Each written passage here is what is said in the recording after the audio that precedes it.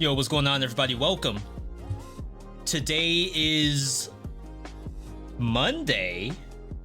First stream in the week. First in a little bit since we had a holiday break. If you happen to celebrate or even have the day off, or honestly, it could have been a normal day for you, I hope you had a good week. I think last time we were on was last Monday. Tomorrow's New Year's Eve. I think we'll be able to be on for New Year's Eve. I think. Either way, you know, follow the channel, go to Discord, make sure you're everywhere to make sure that you know if we're live or not. Today on the agenda, we have World Premiere. Where in the world is my taskbar? World Premiere. Two things really. One is Twitch recap, which they do every year for the past like 3 years or so. It's not a super long-standing tradition of having something like this, but now that we have it, we can actually take a look together. And then after that, Steam replay, which was around the same time frame. I feel like this also wasn't going on for all that long. However, this is now a thing, and I didn't post my results really anywhere, so we'll be doing that here for both. And then after that, we might take a look at some of the new games that came out in 2024 before I spend the rest of my night on Pádhraic H 2. And the reason why I'm thinking of PoE 2 is that according to Twitch, like 10% of my viewers are watching Pádhraic H 2. It's like kind of weird. It's 80 something, well maybe not 80%. I can't show you all the real number, but I can look myself. But basically, there's a whole gigaton of people watching other. Like there's this big category called other that I guess is every other game, not my top 5. Other is 66%. Everything else, it starts with Just Chatting at 12, PoE 2 at 10, Marvel Rivals at 5%, and then Slay the Spire Hades. So that's like the breakout for what people are watching on Twitch right now. Yo, Alphabet, good to see you. I don't know if we're gonna see that in this information or not. This is split into 2 categories. One is like stats as a streamer, and then the other are my viewing habits, which, to be fair, nothing sus in here. It's all what you would expect me to have been watching. Don't be surprised at what you're gonna see today. And then the Steam stuff, this is a lot of games I've been playing offline, as well as the stuff that I've been playing live on stream. It shows a little bit in the background. Twitch lurk bait, Phasmophobia, Last Epoch. There's a lot of stuff in here, so it's gonna be actually a lot of fun. Anyway, let's go ahead and take a look at Twitch reduced motion. That's so you don't get sick. A little bit to save your GPU. Make sure your 4090's not burning up. Thank you, Twitch. All right, 2024 according to Twitch chat. Whether you streamed, watched, or chatted on Twitch, it wouldn't have been the same without you. So like I said, I can look at it from either a viewer, a streamer, or a community. I'll start off with viewer first. Yo, flashbang? All right, so I spend a lot of time on Twitch, not gonna lie. I don't know if 700 hours is a lot. If you divide that by 365, that's like 2 hours a day. Is that really that bad? That's less than 2 hours a day. That's not that bad at all.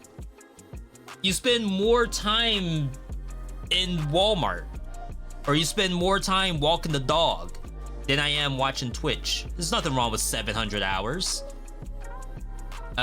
Visited Twitch almost every single day of the year. I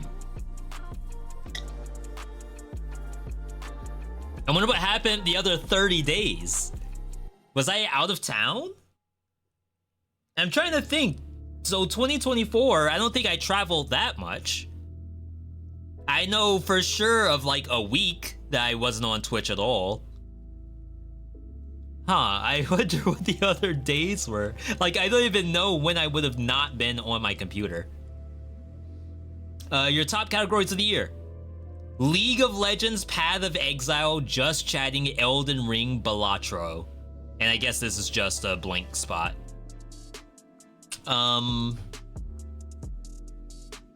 So League of Legends, I think I know exactly what this is besides Worlds. I really didn't watch Worlds for the entirety of it. I did see a good percentage though. There was a streamer that I was watching who was doing fresh install to plat in League of Legends. Like, the guy has never, as far as I understand, never played League of Legends before. I think he got into silver, and I don't believe he stayed in silver. I think he was like constantly going up and down between bronze and silver for League of Legends. And that's like the quintessential fresh install point of view of League, is constantly going up and down between ranks. And it was like such enjoyable content to me. Like, I love watching people play a game that I have like a lot of time in for the first time. Whether it be Dead Cells, League of Legends, or whatever other game I feel like I know. This is like peak for me. It's so fun. Yo, Frosh, welcome, welcome. Hope you all are having a good holiday if it's a holiday for you all. Hopefully if it's not, you're at least getting the day off. Path of Exile, this one's kind of weird. I don't rightfully know who in the world I was watching. Like, I'll click into top PoE streamers, but I didn't like actually consume what they were doing. It was probably, you know what? I probably have this on in the background while I'm playing other games or doing my hair. Cause like, I almost just want a podcast in the background. So like, hearing them talk about items and stuff like that. I hear people do the same thing when I do Dead Cells. Even the new tier list vid I have up. Someone left a suggestion saying, V, could you please, the next time you do a tier list, which is hopefully never, the next time you do one of these, could you please say what the item is before you start actually talking about it? And I actually did do that like halfway through the video. I don't know if there's like a good way for me to prove that, but eventually I realized, yes, that is something I should have done, and my mistake for not doing it. All right, so it's this right here. I do wish that I could get it back sooner. Essentially, I'm locked out of it, even if I'm running cooldown reduction, but definitely worth using in any case. If I need homing range attack... Oh no, wait, I'm not saying it.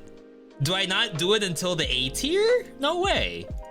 Mid combo to pop whatever monster they see. Again, this also works, but with one major flaw, and that is the lockout after doing form change. Again, we can check with an infantry grenade. I hope people realize what this is. I tried to make this as like a visual aid to prove the lockout mechanic of the sword. So what's supposed to be happening here is that you do the form change, which is X and then Y, and then this will flash red showing that it's not available, even though it clearly is massive and will probably cause you to take damage. Ignoring this, Whip Sword is actually really, but I don't know if my visual aid is like as good as it needs to be. And I actually use the form change option. And people are liking the video. More that's all that matters to me, and it was fun to make. Combo form change. All right, do I actually say the name of the item? All right, corrupted power. Me make. Ooh, I did it!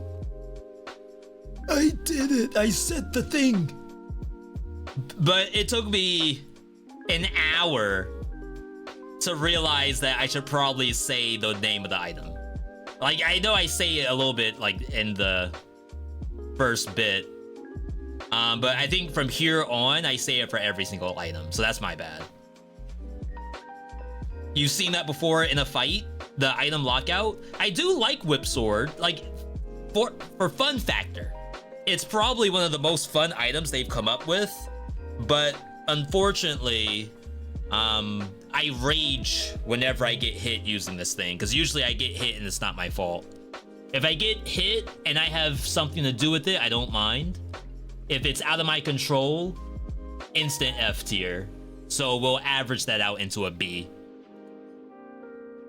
I'll get into these in 1 second. Let me step away for like 1 minute, chat.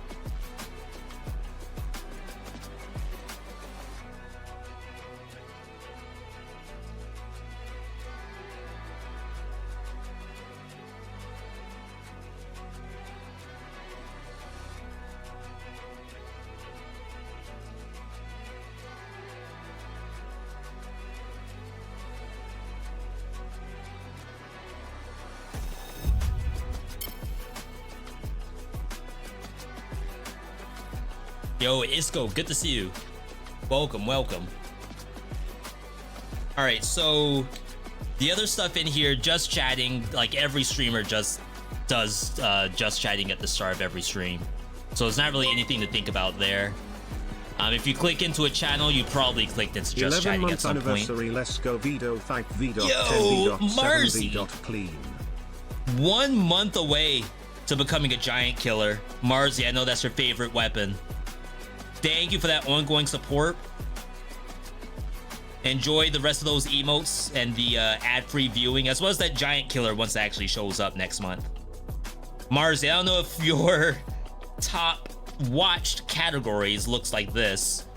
I think you posted yours in Discord. I'm not gonna leak on stream.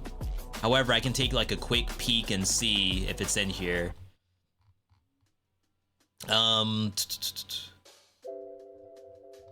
Ooh, maybe not, maybe not. Anyway, I don't know if you all stuff looks like mine. The next game on the list, Elden Ring. And this is a mix between Dan Giesling and a couple of speedrunners like Forza. Like, I obviously didn't watch Elden Ring while I myself was trying to get through it. And that's for spoiler, but as soon as I beat a boss, I don't know if you all do the same thing. And maybe like you all don't actually like to watch any of these games while you're still playing them. But I oftentimes will beat a boss in like a long RPG like this, and then I'll go to watch any streamers who have not beaten the boss yet.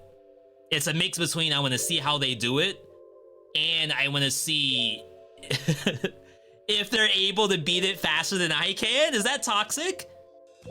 I just want to see. It's not throwing shade. If anything, it's helping me out. If they beat the boss faster than me, then it only gives me incentive to do better. It's not toxic, I'm telling you. That's why I'm watching Elden Ring. And then watching Dan play Elden Ring is always a treat, so. You're in my top 5 most watched streams this year, and my most watched game was Street Fighter 6. I unfortunately have not opened Street Fighter 6 in a bit.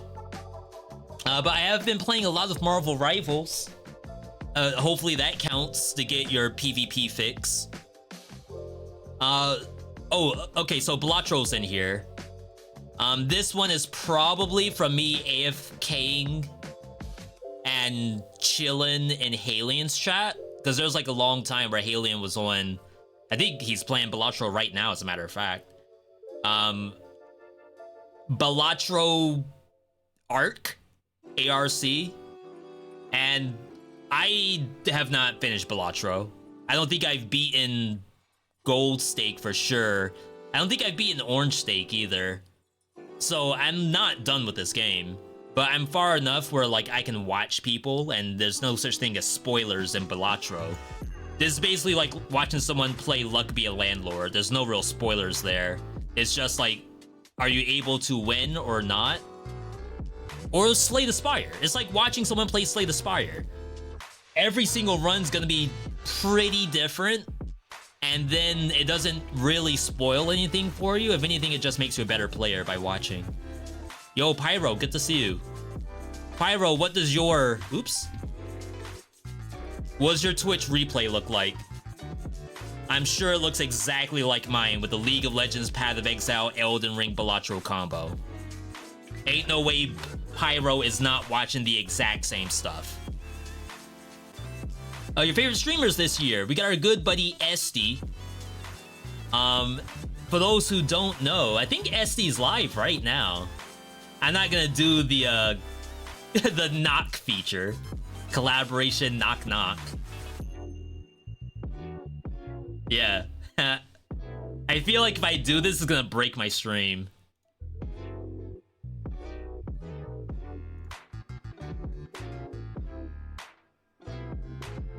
Yeah, so Esty is doing an 8th annual extravaganza where he kind of goes through every game that he played over the past year. And we'll be doing a little bit of that once we get into this. But the big thing for Esty is he just plays new games almost every day. And it's fun to see because there's a lot of overlap between the stuff I'm gonna play too. Take Windblown, for example.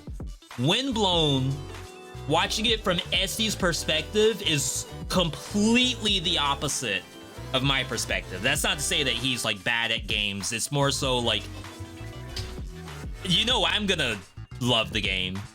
Esty is not guaranteed to love the stuff because he plays so many more games. He's looking at it as like, how good is the game in the overall scheme? The overall map of the stuff you could get. Meanwhile, here I am with freaking 70 hours in Windblown. You picked up Scourgebringer and Flint Hook recently. Having a blast, but those games are super hard. It took me a long time to really stick Scourgebringer. It's a really good game. I don't think it's the 5 things I wish I knew, but it's definitely a you'll be losing until it clicks kind of game. And I think Raven's Watch is in that boat too. Lyric, a classic stream, probably been there since the Justin TV days. Some of the games that we play sometimes show up on this channel, but it's more so they'll play it for like an hour in a marathon of say 10 different games. Oh, let's say like 8. It's like 8 hours, 1 hour each of just random games. I've been thinking maybe I might try to do 3 hours of 3 different games, 1 hour each. But I would not be surprised if I don't have enough games to do that. Which is funny because when we look at Steam DB, I was just here earlier today, as a matter of fact. So, Action Roguelike releases by year, 938. By 2024, 1330. So could I play 3 games in one day every week and actually have a new game to play every time? Absolutely. Like, you'll never run out. Chat, what's 52 times 3? Do we have any math majors?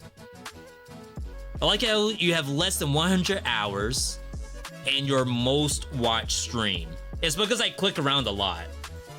So like there's probably a bunch of streams that I have 10 plus hours in. 156? Yeah, if I could get 156 games and play 3 of them every Sunday, it's easy. How could we not? Why are we not doing that? Does this work? Like, you could just go down the list. Today's Monday, so we'll say next Sunday I'm playing Rabbit and Steel, Halls of Torment, Nova Drift. Sunday after that, Anomaly Agent, which I actually did play and never posted it. Underdogs. Window Kill. Yo, it's easy. I should have been doing this a long time ago. Today's Epic Game Store free game is an action roguelike? Does Epic Game Store have a website or is it just the app? Yo, Smoss, it's good to see you as well as everyone else. It's expensive? It is, but keep in mind, as the streamer, you're hoping that your viewers support you at least a little bit in the endeavor.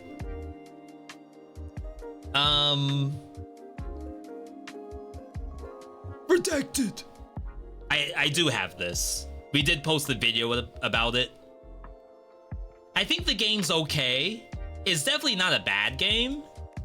But I'm not like super interested in seeing it to the end. And sometimes that's how the games go, is that I will play it, get a feel of it, and then see like, is there enough in here that I actually want to keep going? Right. If you were to tell me or no.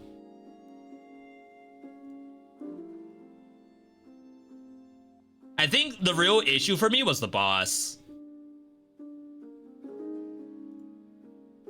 Suits Contraband is for meta.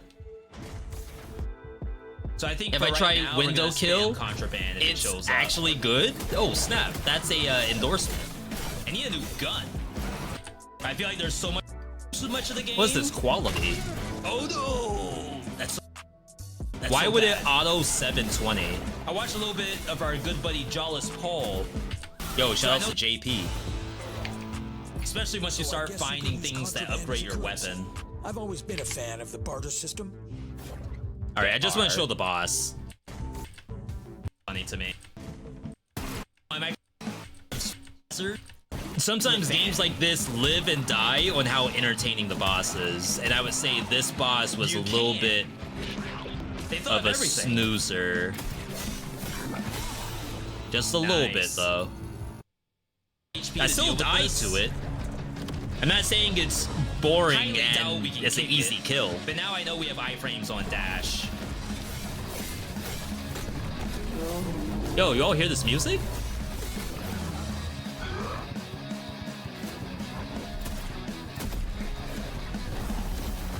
So now I can be a lot more aggressive. This game's a little bit of Dash Dash Revolution too. I didn't know that. Almost worse than Hades. All right, there's the dash.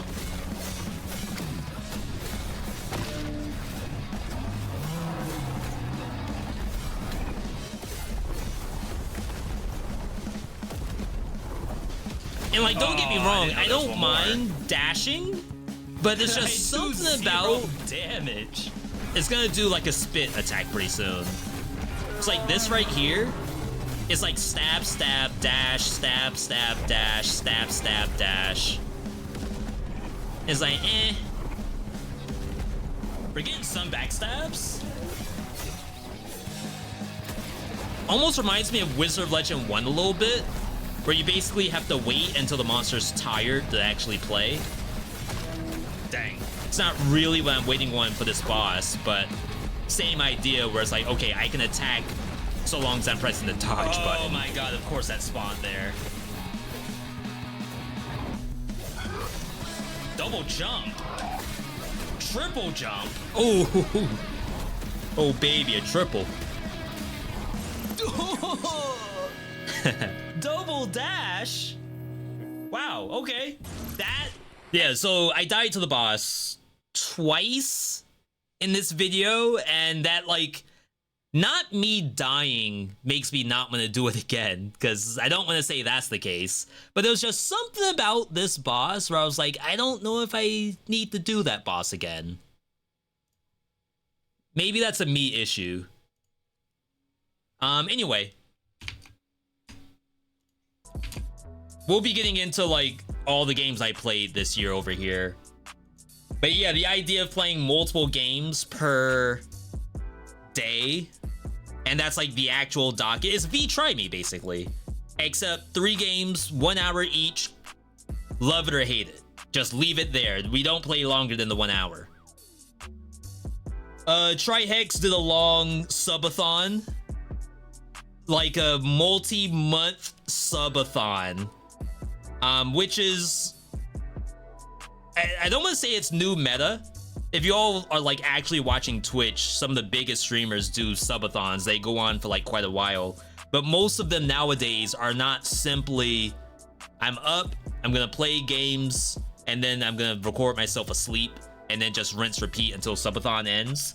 A lot of them nowadays have like these whole elaborate segments. So it's not strictly like I'm playing a game. It's like subathon itself, day 1 is its own thing, and almost each day is its own thing. It requires a lot of planning.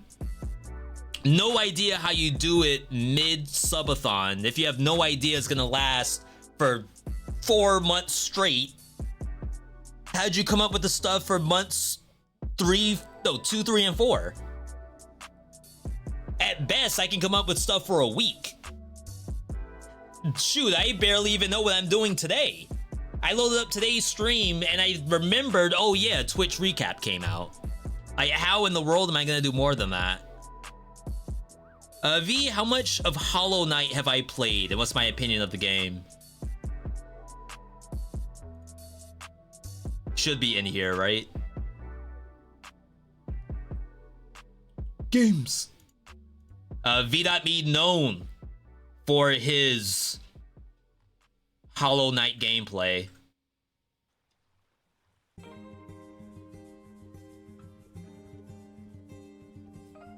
Hang on. VeeDotVod known as a Hollow Knight gamer. 50 hours, 30 achievements, basically consider the game completely finished. Would I put it in my top 10 all time? Probably not, because there's too much nostalgia there. But it is probably like a S tier title. It's just good all around. You do have to like Metroidvanias though, which means you have to be okay with backtracking, and you have to be okay with dying, respawning, going all the way back to where you were, which is a Soulsborne, and getting your dead body. If you don't like that kind of stuff, then you probably won't like Hollow Knight. If you're a roguelike fan, which is like, you know you're gonna die and then restart, that's still not quite the same, because roguelikes are all about finding stuff, and Hollow Knight isn't really about finding things to use. It's more so about finding an obstacle like a boss and beating it after learning its moveset. Just very Souls-like. So if you're a fan of Elden Ring, you'll probably like Hollow Knight. We got Tev in here. This is someone who was doing the League of Legends fresh install to Plat, even though I don't think they ever made it to Plat. This is my most watched category, and it's probably due to him and him alone. Hollow Knight's a Metroidvania. It is.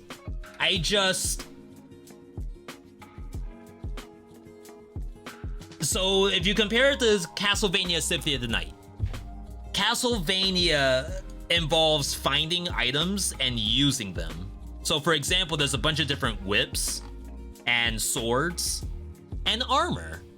And it's not really making a build, but you're sort of like, I dare say level up the character, but you're like finding stuff before you get to the boss. And at most that you get from Hollow Knight are getting the emblems, but I don't feel like the emblems are that strong. But I'm probably wrong. I only have 40 hours in the game. How many hours do I have in Deep Rock? 61.9, nice. But this is almost all in early access. I barely played Deep Rock post 1.0, and it's been in 1.0 for a long time. Yo, Royal, good to see you. I'm actually doing pretty well. Especially since the year's ending and we get to go over all the stuff that we did over the past year. So yeah, I do like Hollow Knight. It's not a top 10 game for me. Would I play Hollow Knight right now? Probably not. Again, it's not bad, but I will be playing Silk Song whenever that happens. Now, if you were to tell me, V, if you had a Metroidvania you would play right now, V, I got $50 for you to play a Metroidvania. It's not gonna be Hollow Knight. I can tell you that right now. If I'm gonna play a Metroidvania, it's gonna be Nine Souls. Not even Blasphemous. And like, I appreciate Blasphemous a lot, but for some reason, Nine Souls just hits.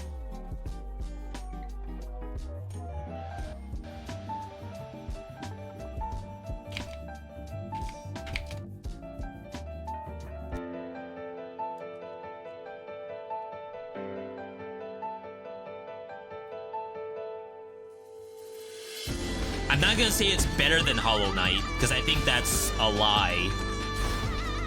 But in terms of, like, as someone who's already beaten Hollow Knight, I would rather play another game.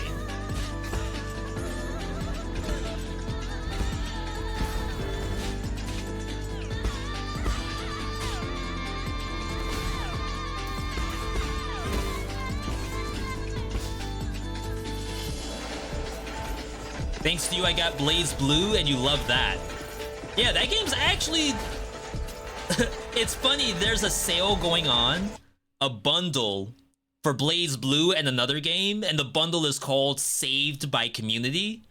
Basically, the games would have been dead. Like, canceled, if it wasn't for community interest in the game. We're talking about Blaze Blue. You like this because you're a Sekiro fan?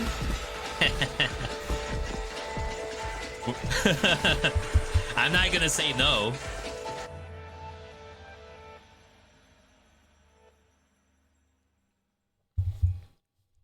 That's funny. I did a first look of this on stream and then I played it offline. I haven't gotten very far yet. I probably have 6 hours in the game and that's it. GDQ, no real thing to explain here. Speedrunning channel, events, charity. Keep that in your watch list if you don't already have it already. Top emotes of the year, V.7s. If you're a sub in the channel, can I get a V.7 from you? Pragey, I do a lot in other channels because I feel like you don't necessarily need to know this is Dead Cells. V.H and V.High I usually only use here. The V.High is a little creepy, but it's us, right? If you know, you know. That's what this emote is. I'm sure people know Dusa by now. But Dusa's not even in Hades 2.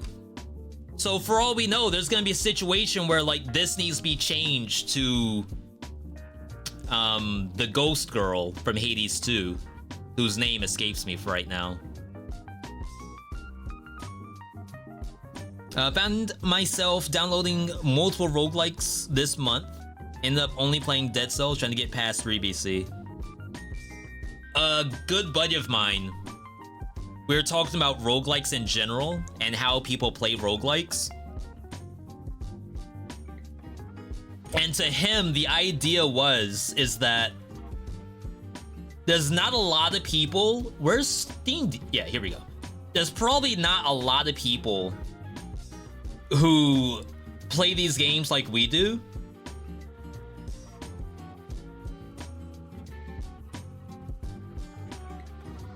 Where's the charts? I need to go here.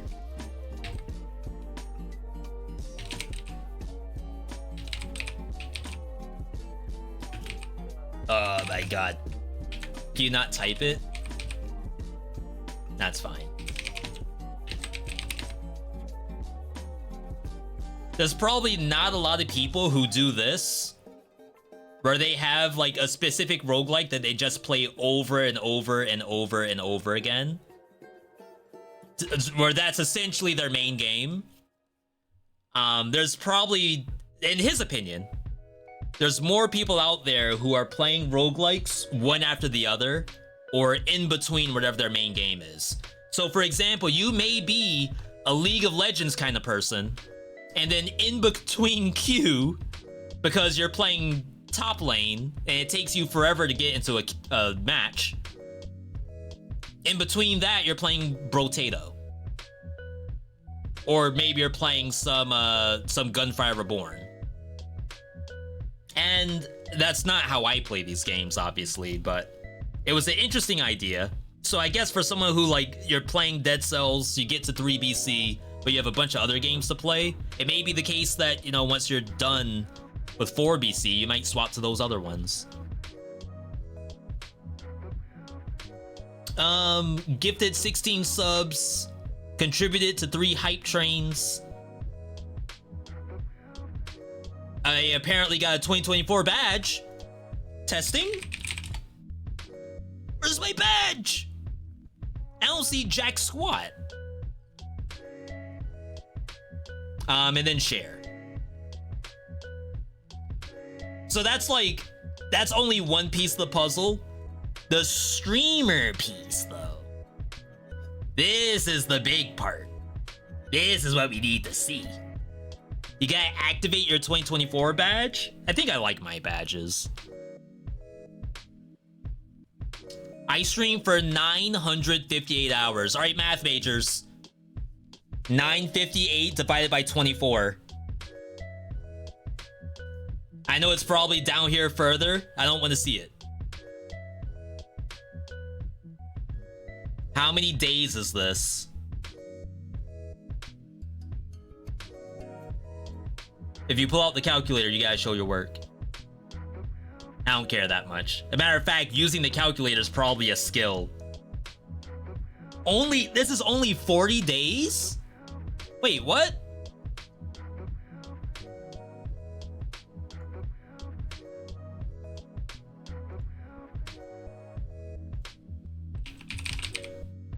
Well, okay, if it's 24 hours straight, right?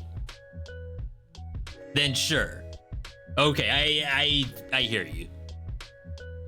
So 900 hours streamed, 200 total streams, which means that's me hitting the go live button. Distinct days. So I streamed more than once a day? When did that happen? There were 8 days that I went live twice. Huh? I don't even know why I would do that. 38 billion hours watched. Thank you, people in the chat. Thank you. This is you. If you're in the chat right now, you're part of the 38K. That's huge. Top categories of the year. Dead Cells, of course, in our top 10%.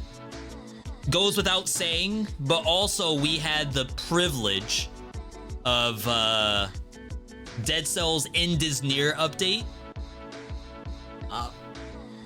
Sad, I know, but being able to go through that like last update, I still had stuff to do. So we were able to clock in these hours just like we would back in the day. is counting my internet problems. I mean, hey, if you're telling me that out of 200 streams, only 8 of them had tech issues, that's not bad. That's a good percentage. It's consistent quality over here. Hades 2, number 2 top game that I played this year. We were on Hades 2 Arc as soon as it came out. I actually really enjoyed this game. I think we hit capacity on it fairly quickly. But no, not fairly quickly. It did take me quite a while to consider I've done everything until they did 2 major updates. So now I'm back at the point of like, I haven't done everything. I don't have every single thing unlocked. But I'm like probably 90% of the way there. I already did 32 Fear on all weapons. I don't think I did it on all aspects. And a lot of those have changed. And a lot of the gods have changed too. So like, it would be nice to go back to this. I think I might wait until 1.0. But if that's not for a long time, I'm gonna have to like really decide how I want to cover Hades 2. On the YouTube side, Hades is like 50-50. If I go Hades 2, what happens? Like, some Hades 2 vids do pretty well, some don't. And it's more so like I have to figure out how to cover it. I have no idea.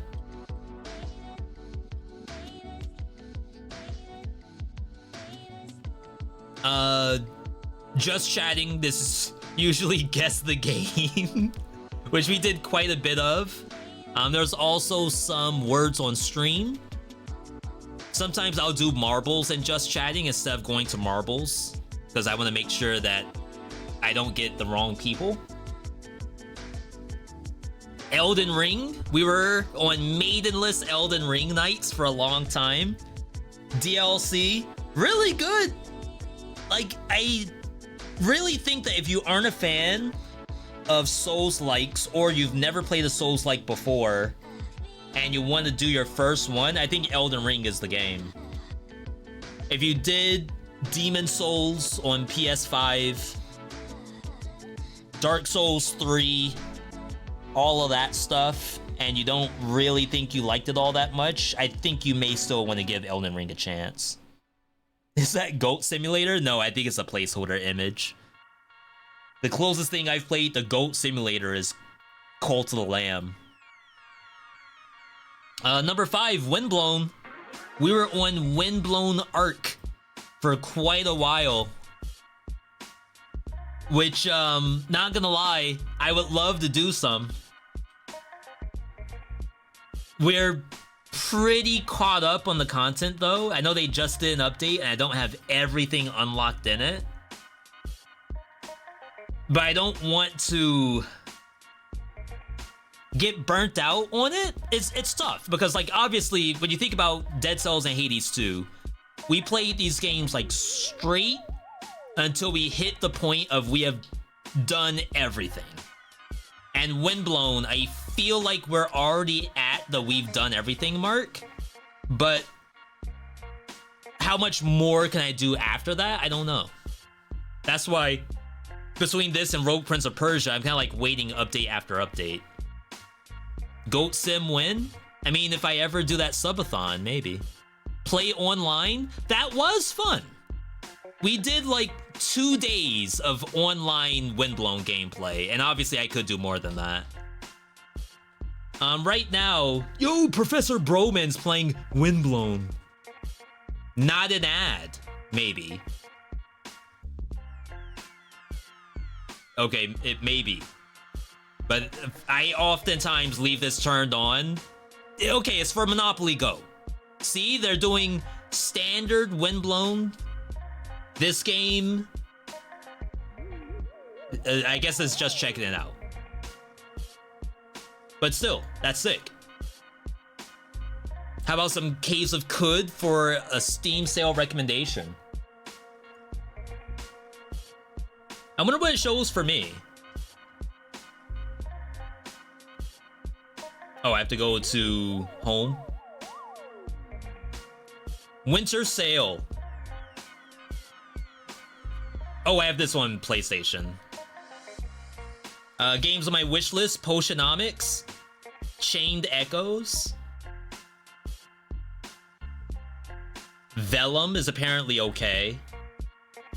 Hunt Showdown, Slimy plays that game.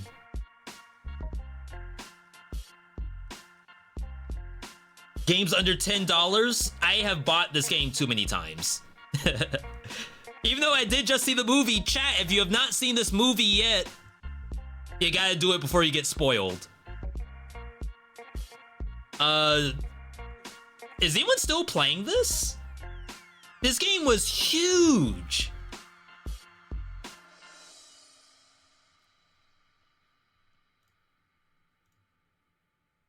Not a roguelike, but TCG.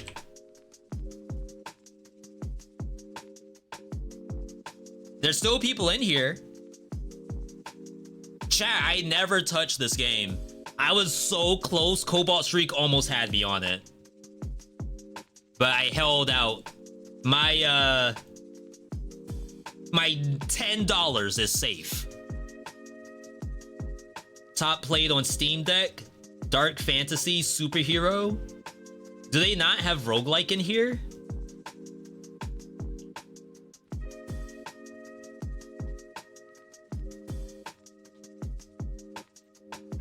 Top sellers. Popular new releases. V, be careful what you hover over. Okay.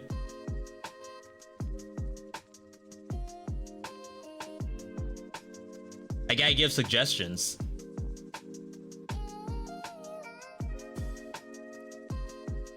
Alright, recommended popular DLC discounted. Apparently all the top roguelike games, action roguelike I should say, are discounted. Every single one of them. 60% off Sifu? Oh, snap. I think a good way to do Hades 2 and Windblown content for YouTube is build focused runs, specific builds with specific weapons and combat. You're right. You are absolutely correct. Because what I've done for Windblown isn't exactly a build showcase. It's more so like, here's something that I stumbled upon. Even if you take this right here, perma-stun kunai build so broken even the devs are watching. This got nerfed, by the way. Oops. Is that my fault? Can I turn this weapon right here into the ultimate safe build with massive damage and infinite stunning power? Watch my decisions carefully and you'll be able to pilot this the same way I did and beat Storm difficulty in Windblown. That's 2BC for all you prisoners out there. And if you enjoy the build, consider subscribing to see more Windblown and other roguelikes. For those of you here for the first time, well, yeah, so if you compare this to Dead Cells, a lot of times the Dead Cells run starts off with whatever the build is supposed to be, and by the end of it, it's like the best version of that build. So if this was like I start off with kunai, and I try to make it as good as possible, then that'd be a little bit closer to what we do for build videos. But the game doesn't have a custom mode. Welcome, I'm V.Me, right? So like the kunai doesn't even show up. Well, we have one right now. One roll the size kunai, dude. I mean, I see it. It's a big kunai. 3 minutes in, I guess it's not that bad. Sifu is in Humble Bundle. Is that still a thing? I know they disbanded their publishing arm, but is the Humble like sales department still a thing? Was? That's unfortunate. Because wasn't that also charity based? Like you would pay your own price for a Humble Bundle and then they would put the rest to charity. To say that that's also been disbanded, that's not good. Just to say that. just do a couple of restarts so you get the build you want. You know what? That's not a terrible idea. The other idea that I've been toying with is to just stick to a pure, like, clip highlight. So, for example, if it is the kunai build, like, I shouldn't really show all the stuff that isn't this part. Be able to pilot this the same way I did in Beach Tower. Weapon right here into the ultimate safe build with massive damage, and it's like, how do I make a video that's just this part right here without it being a 2-minute video? Watch my decisions carefully, and like the lead up to how to make it good compared to just showing the weapon as it's good the whole time. It's a very interesting thing. You could choose between 100% of the price of charity. Yeah, I'm hoping that's still around, because I know people specifically like to support Humble Bundle.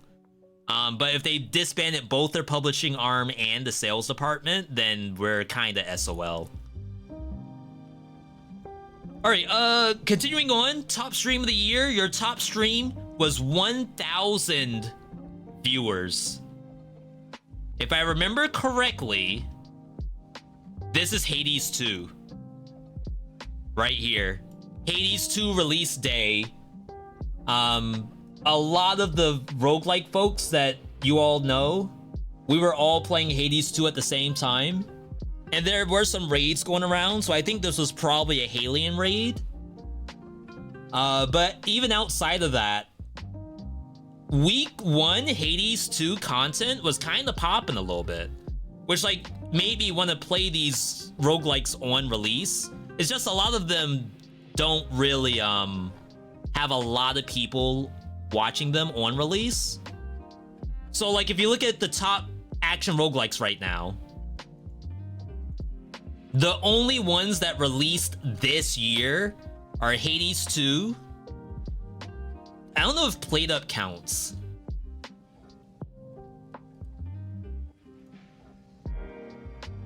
Was that this year? It says 2022. Raven's Watch, Magicraft, Spell Brigade. So in the top 20, only 3 of these games came out this year. I guess like Brotato had a DLC, but besides that, like none of these games had, oh, something very recent happened with it. I mean, I guess Cult of Lamb has it too. So now you can like play it because there's like a lot of people checking it out.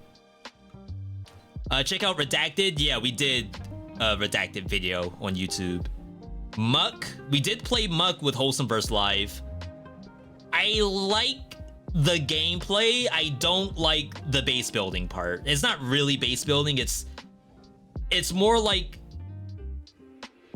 do I dare say Don't Starve?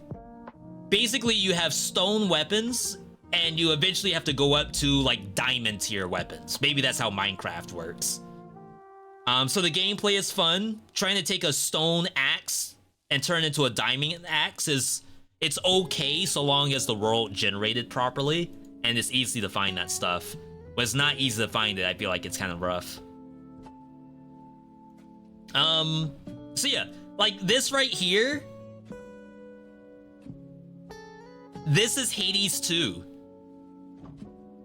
And aside from something like becoming rank 1 Wolverine in Marvel Rivals, like how do you do this? I feel like you have to be at rank 1 in whatever game you play, whether it be a roguelike game or a PvP game, or something like really special happens, whether it be like a subathon or whatever. This is not a number that I'm chasing, obviously. Like this is a complete out of the box gift. So like I mean I would love to have it right now, but I don't do these streams expecting it to be like 1,000. But I do actually try to stream as if that could happen at any point. I guess that's sort of a streamer 101 thing, is always stream as if you have exactly the amount of people watching as you want. If it's less than that, don't even consider there is an option for it to be less. Always stream as if you have people watching. Even if you're like turning on your stream for the first time, you're streaming to your cat and maybe your coworker who happens to know what Twitch is, always stream as if there's more people watching. Top tags of the year. People actually click this? Wait, what? Category tags. I don't know. Is it safe to click live channels? Okay, if it's under recommended for me, it's probably okay. If it's under high to low, even low to high, might not be safe.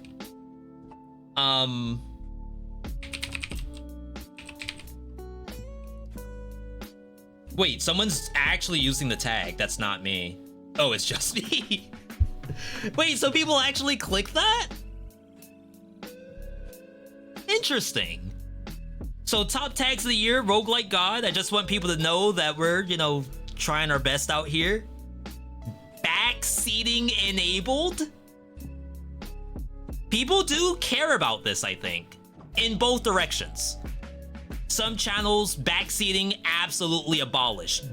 I'll tell you all right now, do not go into a streamer's chat and backseat. 99% of the time. A matter of fact, don't even do it unless you see this tag. Who's using it? Backseat. Backseating gaming allowed. Yeah, okay, so you can backseat in these channels. Don't backseat anywhere else. You'll get banned. I'm not even saying that as like that's a streamer's issue. It's sincerity. Imagine you're playing Hollow Knight. I know we were talking about Hollow Knight earlier. And someone comes into your chat and says, "Can I please see your charms?" Automatically, I'm already expecting it to be not a good interaction. If you come into my chat as a Hollow Knight stream and you say, "Let me look at your," like you press this pause menu, please. I feel like you're gonna be looking at the charms and you're gonna be making assumptions on gameplay. The next step, do you type, "Hey, I don't like the charms you're using, use these charms instead"? That's probably not gonna go over very well into whatever channel you're watching. You could try, you know, being a little bit more tactical with it. Let's say, for example, yo, we got Samalam looking at charms right now. I'm gonna click and it's not gonna be there. Spoilers! Okay, so let's say you're like, "Hey streamer, can you open your charms page?" And you see a charm that's not active. I don't know if there's that kind of thing in this game, but let's say it's a charm that when using abilities, like the circle button abilities, the damage is increased, but maybe they have another charm that removes all circle button abilities to increase your base damage. I don't know if that's a thing, but you could be tactful and say, I'm trying to word it correctly, because if you lead it with, "I don't know if you know this, but ... that's also like, you don't know where they're going.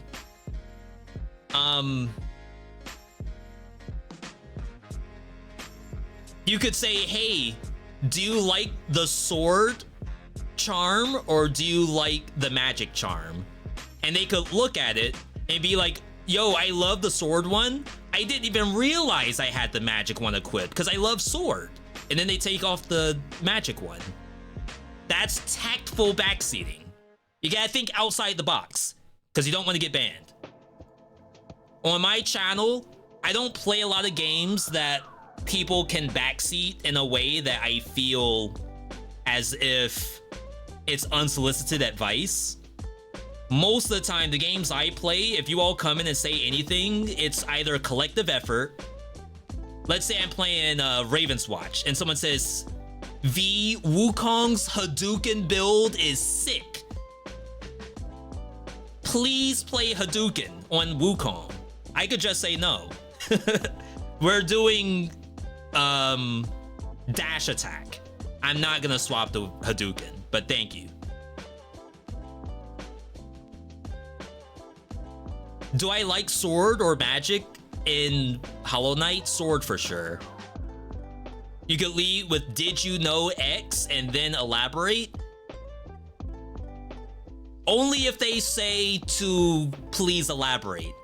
So for example, I was watching people play Marvel Rivals, right? Marvel Rivals, probably one of the top games on Twitch right now.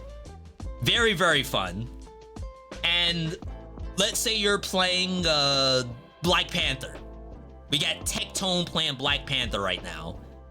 You could easily have someone come in and say, hey, streamer, did you know that the best combo for Black Panther is right-click, shift, E, shift, right-click, shift? And you just leave it at that. They may not have asked for what's the best combo. However, if they did the combo and they were like, chat, why didn't I get the shift? Why is my shift on cooldown? Then you could come in and say, well, because you asked, you actually did shift, E, shift while your harpoon is on cooldown. So now you have no shift left. Instead, try right-click, shift, right-click, shift, right-click, E. Then your shift is still up. Then they're like, oh, snap. Why didn't you all tell me? So you're helping them rather than like just giving instead of cold calling. Imagine you're the scam likely on the phone. I barely answer my phone as is because it's always scam likely. You don't want to be a scam likely. You want to be a helpful texter. You want to be Chat GPT, responding to what the user inputted. You don't want to cold call. How to get around no backseating? I'm trying to help you all out, okay? Can Chat GPT help with backseating?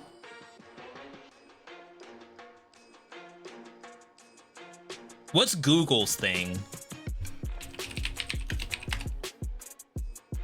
I gotta figure out how to do this without leaking anything. Hang on. I've never used this before, but I have no idea if it's gonna pull up my Google info.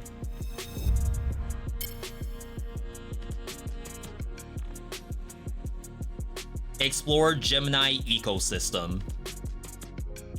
How do you use it?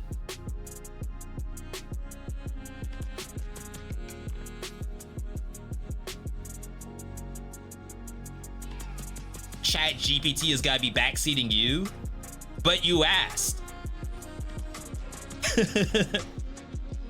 Obviously, like, it's a fine line to dance. The streamer could ask and be rhetorical. And that way, like, you should never think anything is a backseat pass unless you specifically see this.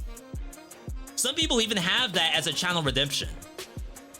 Let's go over to Halion, for example. There could literally be a redemption reward in here.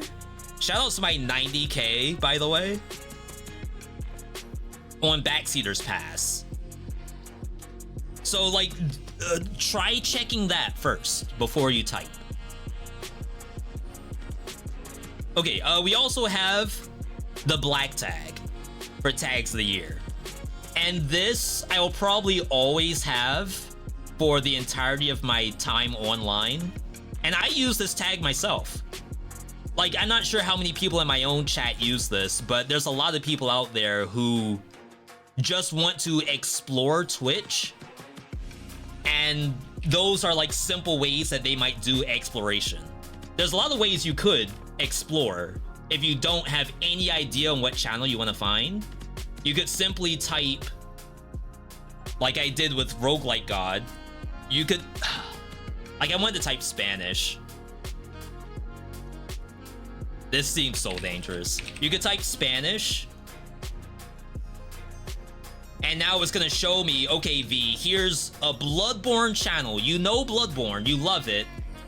They have the Spanish tag. This is an ideal channel to click. So like I said, I use this myself. Sometimes, I don't know about you all, but I don't really do high to low very often if I'm on Twitch. A lot of times, I'm just trying to find something that I think I'm gonna like before just going to like the toppity top. Because I feel like those aren't always what I vibe with, you know?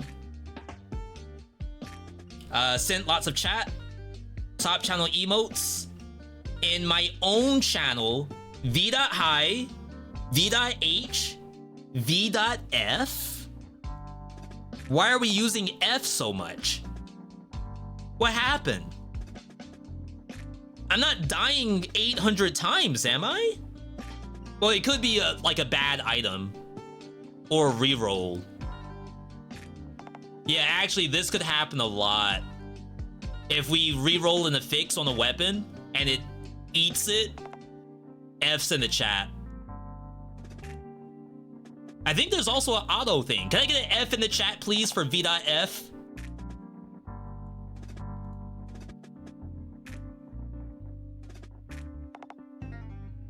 We had clean as well. Sip is a good one. I'm a big fan of Sip. The notes for that was Buster with a Baja Blast. And I think she nailed it. No, that was Young Khan. I thought that was Suspenders. Shoutouts to Young Khan, by the way. He's been doing a lot on Blue Sky. Oh my goodness. Biggest fans of the year? We're calling people out. Chris. We saw Chris earlier. Chris was telling us about Redacted on the Epic Game Store. Airless, you all know about Airless.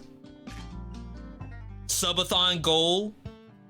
Marvel Rivals with Airless on stream. Is there a way to see... Oh, well, her account's private anyway, so I can't really show it. You all don't know how much Marvel Rivals we've been doing offline. And how many MVPs. I don't want to say she steals, because she earns them. But, like, most of the time, MVP is a coin flip between me and her. And it just depends on who died first. If I die on Wolverine, ain't no way I'm getting that MVP back from her on Cloak and Dagger. But if I'm playing Penny Parker or Captain America, it's game time. That MVP is mine. Blaze in here. Blaze was helping us out on a Street Fighter 6 arc. Gonna be helping us on Monster Hunter Wilds arc, I'm sure. Marzi in here. Marzi just had an 11-month primer earlier today. Thank you, Marzi. Awesome is in here. Always appreciate Awesome for stopping by. Taco's in here to remind us that there's a lot of other roguelikes that are really good out there. Like Caves of Could. Did I ever buy Jupiter Hell? I think I did.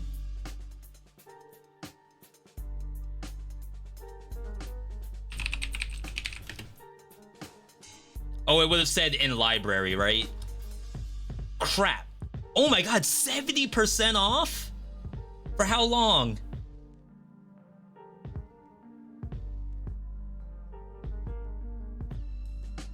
Yo, Isco, have a good rest of your day. Crap.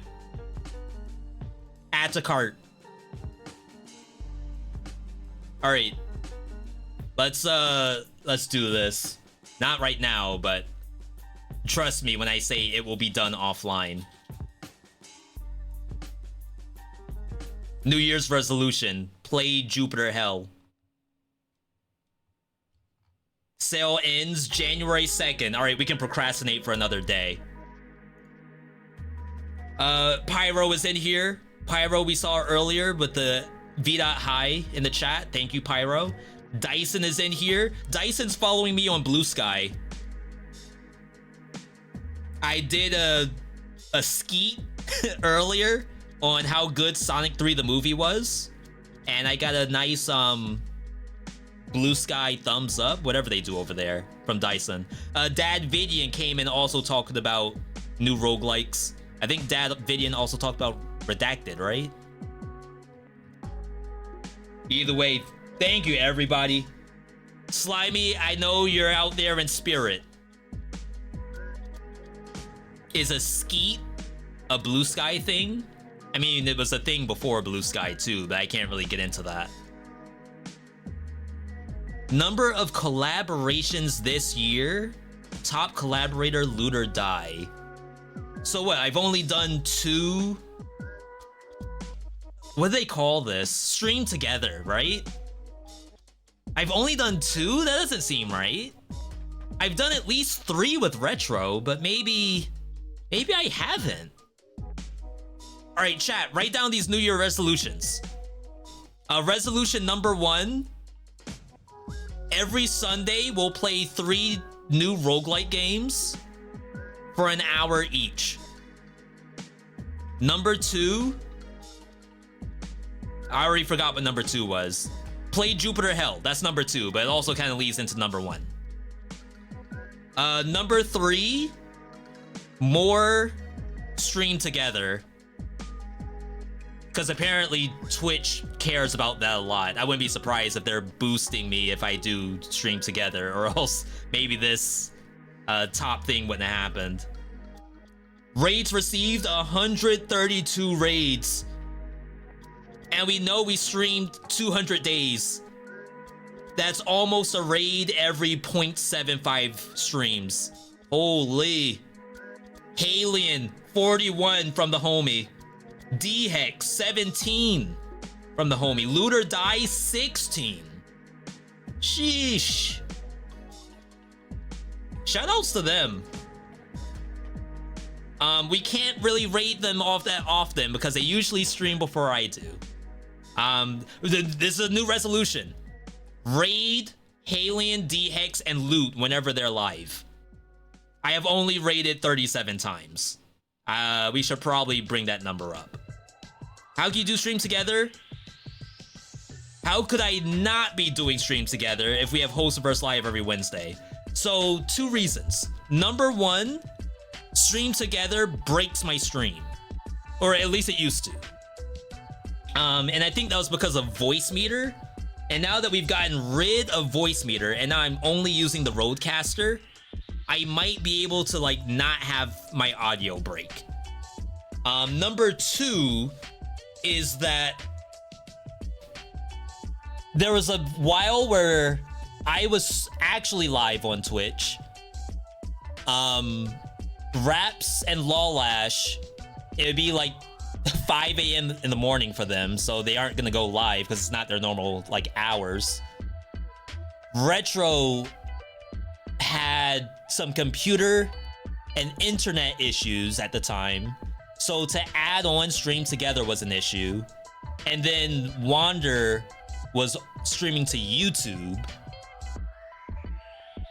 Retro's issue was fixed. I think Wander's dual streaming, I'm not sure. So we might be able to do it this year, but I had reasons as to why I was not doing stream together last year. Mostly because it would break. I'm afraid to look at this. Oh no. It's not because I don't want or appreciate my friends out there. I'm gonna get into why this is only 37 and not a higher number. So who did we raid? Esty, Retro, Cobalt Streak? That's not 37. Who's the other 9, 16? Who's the other 21 people? Huh? Anyway, Why doesn't V raid more often? Not gonna lie, and this is a completely me issue. I love raiding when I have a really attractive number to raid. That's not to say that some raids are not appreciated. For most people, all raids are appreciated, but I like mine to be a little extra special. And if I feel like the number that I'm sending over isn't all that attractive to whoever it may be, I feel a little self-conscious and I end up not doing it. Again, that's not an issue for you all. That's not an issue for the channel that I'm looking at. It's completely a me issue. All right, resolution number, what are we up to? 4? We need to rate more channels. I rated 21 different streamers. There was a tool, a raid tool that would give you suggestions. I think they got rid of it. So if I hit raid channel right now, you all can't see this. It's giving me people that I don't know. If I click following, it gives me some people that I do know. Okay, yeah, I could definitely do it more often. Just like I said, I get honestly self-conscious about literally everything. So rating is one of them. Clips of the year. Clips made of you 54, 23 different people. Yo, chat, if you're doing clips of my channel, thank you. I don't always know I did something funny. Or like sick. If I did a sick play in Dead Cells, or if I was saying something really funny in Marvel Rivals, clip it. Your top viewed clip of the year. Can I watch it? -1 point from a 10 out of 10 game. Let's take a look. What in the world happened? All right. Wait, what? Take no joy in this, I hope you know. I don't think that attack came out before I died. Huh? That's fun gameplay. Enhance. All right. Hang on. Isn't this one of the best games of 2024? Not even in full release?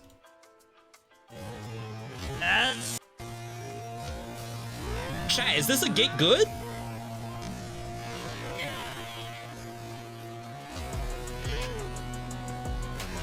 No. Right? That's not a get good. She hasn't even swung. I could understand if like I got hit and then she swings. She's still holding it. She actually never swung at all.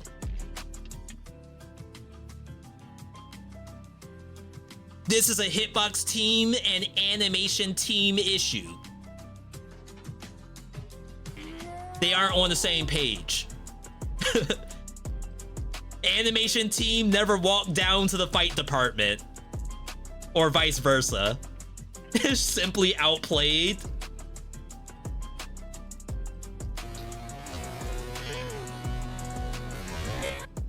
That's some bull crap. Like, I didn't even get to... She animation canceled? She's using the strats. Oh my god. Not bad, not bad. That's a good clip. I might have to put that one on YouTube Shorts. Highest scores of the year. We gained 1,000-something followers. I think we're up to... How do you see how many followers a channel has?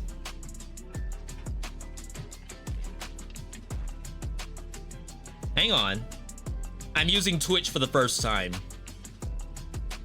Oh, 13 million followers. Chat, that's a nice looking number. I assume every single one of you is already following. I can't get any other follows out of you all, so thank you for that. Not bad, not bad. News subscribers, hype trains, channel points. Crap. I have some double whatchamacallits right now. I don't know if I can show this on my own channel. I should be able to. Yeah, because I have infinite V-Bucks.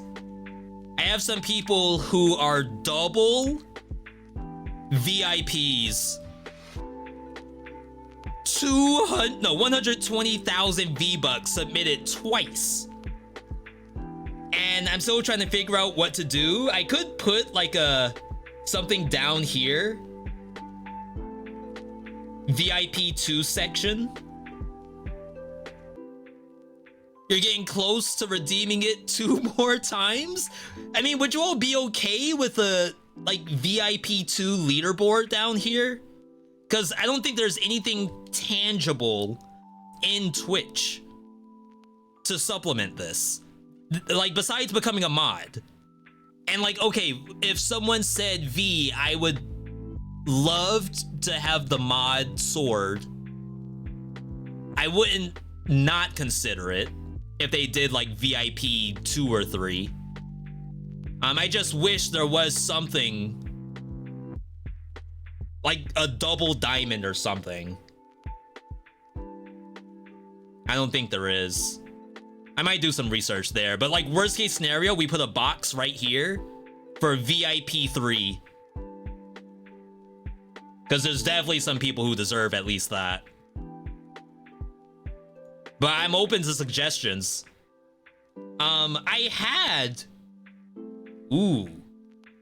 There was someone who had a... can I find it?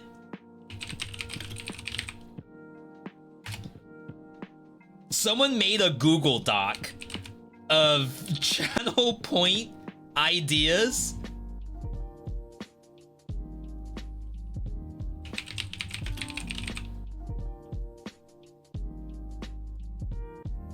I don't think any of them are good enough to be like over VIP though.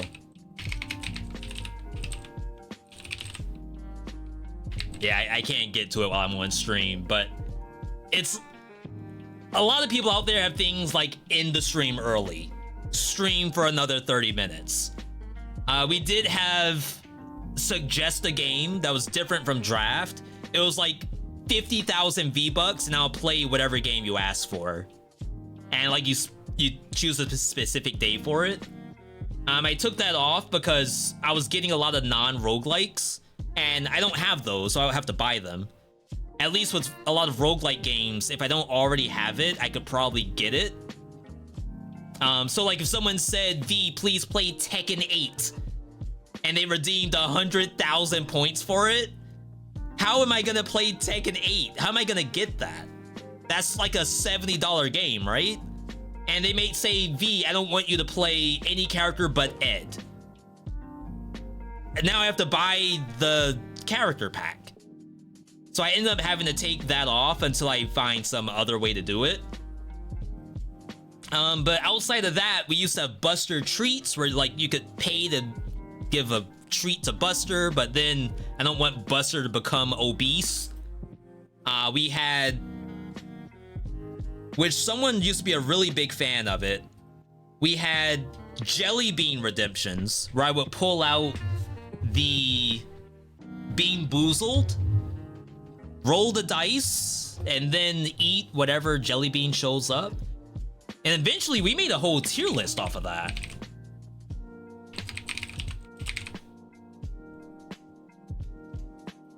I would have to log in. We had a Bean Boozled tier list.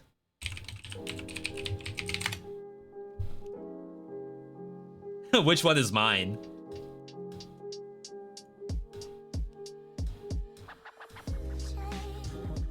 You would absolutely fatten up Buster.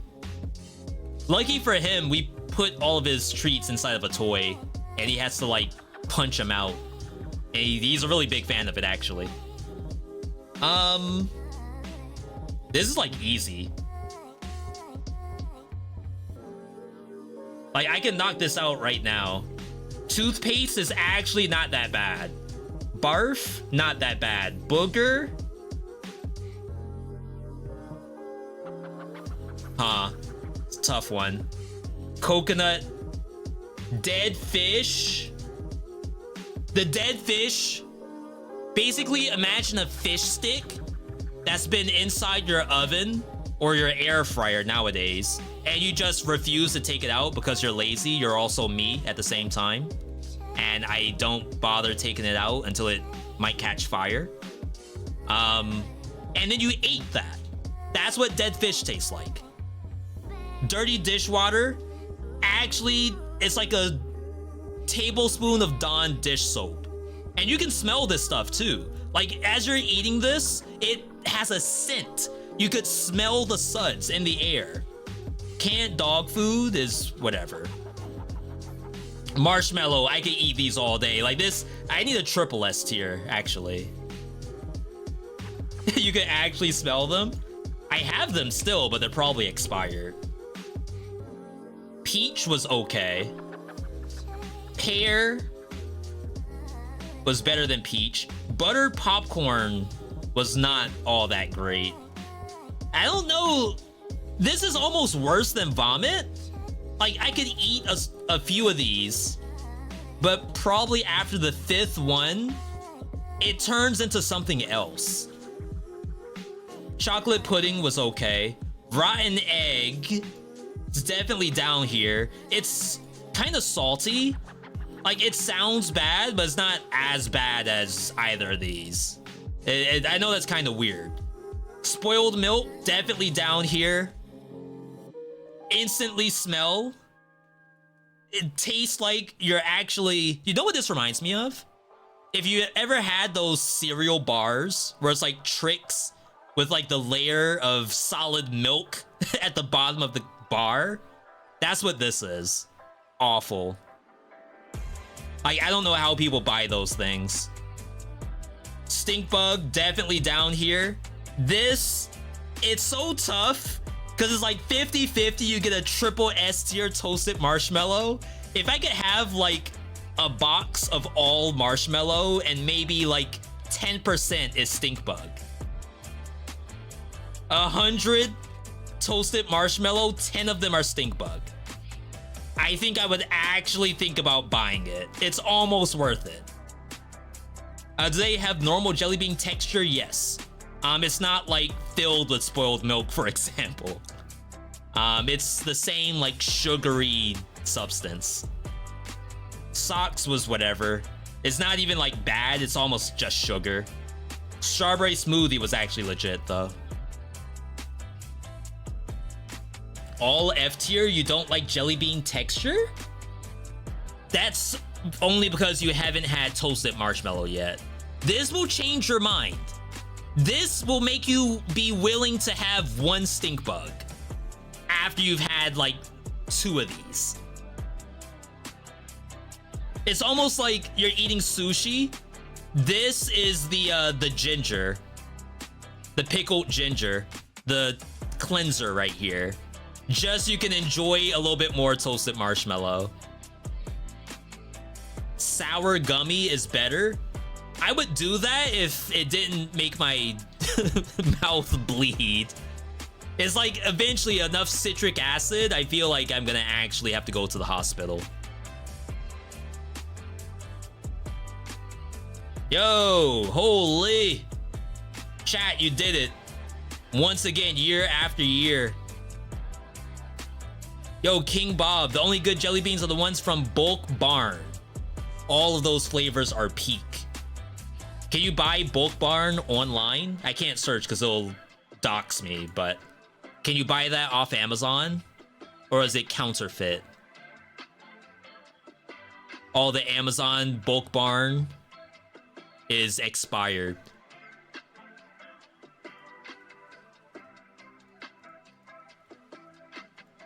Wow, that was a long segment. We gotta get to Steam Replay.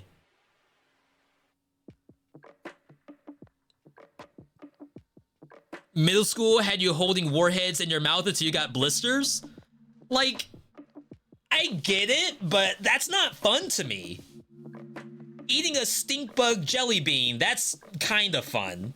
Having one warhead is fun, but doing, like, eating warheads to hurt myself, that's not fun. Like, I'd rather be burping up soap suds because I ate the dishwater jelly bean. I'd rather do that than, like, cut up my mouth like that. You can't get the jelly beans online, only in store? Not on Temu. I can get Bulk Barn on TikTok Shop. What are you talking about? I can pull it up right now. You're telling me that's not legit? Oh, I'm spoiling. Shout out to those of you not using TikTok Shop. Then once TikTok goes away, you won't feel bad. How can you lose what you've never had in the first place? All right, chat. Steam Replay 2024. This, I have a lot of games in the background here, spoiling the list. However, don't think that what you're seeing right here is all I have to offer. I have so many games I played this year, it's not even funny. Matter of fact, it's downright unresponsible. Irresponsible, if you want proper grammar. This year you played quite a few new games and unlocked quite a few achievements. 151 games, 6 less than last year. That's... I should be going the opposite direction, right? I should be playing less games. 91 of these games are new world premiere games. 21 demos, which this is obviously higher for me. I don't usually play demos at all. A lot of the games I play are roguelikes, so I don't want to do a demo of a roguelike just to do that all over again, or a Metroidvania, just to do that all over again once the game is fully out. That's like not really what I want to do.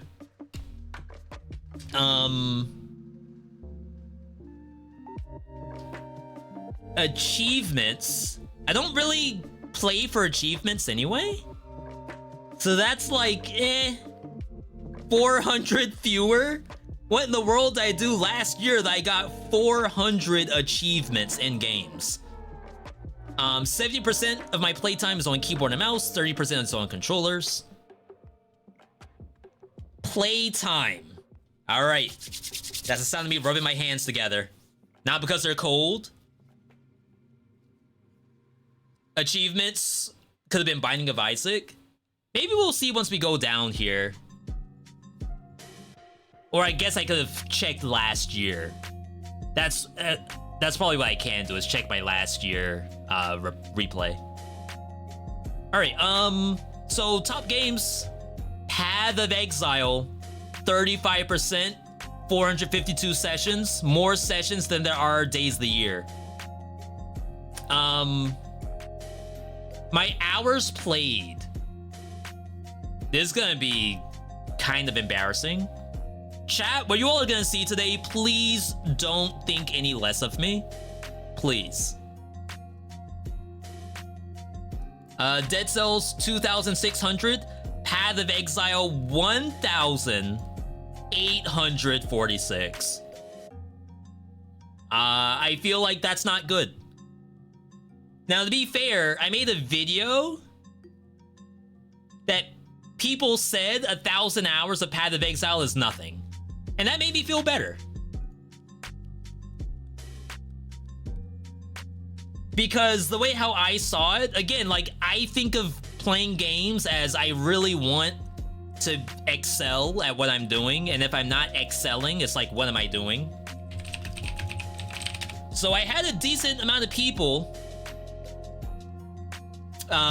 who actually responded to this.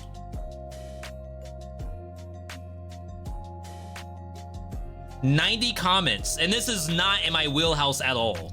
Like, I am not a PoE channel, but for me to post anything related to this and get 90 comments out of it, that's huge. So I had a lot of people who said, you know, 1,000 hours, you know, that's not bad. That's okay. I had maybe 3 people, and it sucks because like you remember the bad more than you remember the good. I had 3 people who said 1,000 hours, what were you even doing? What is this? Do not recommend channel. So yeah, I had people who were trolling, obviously, but this is where I was humbled and surprised at the same time.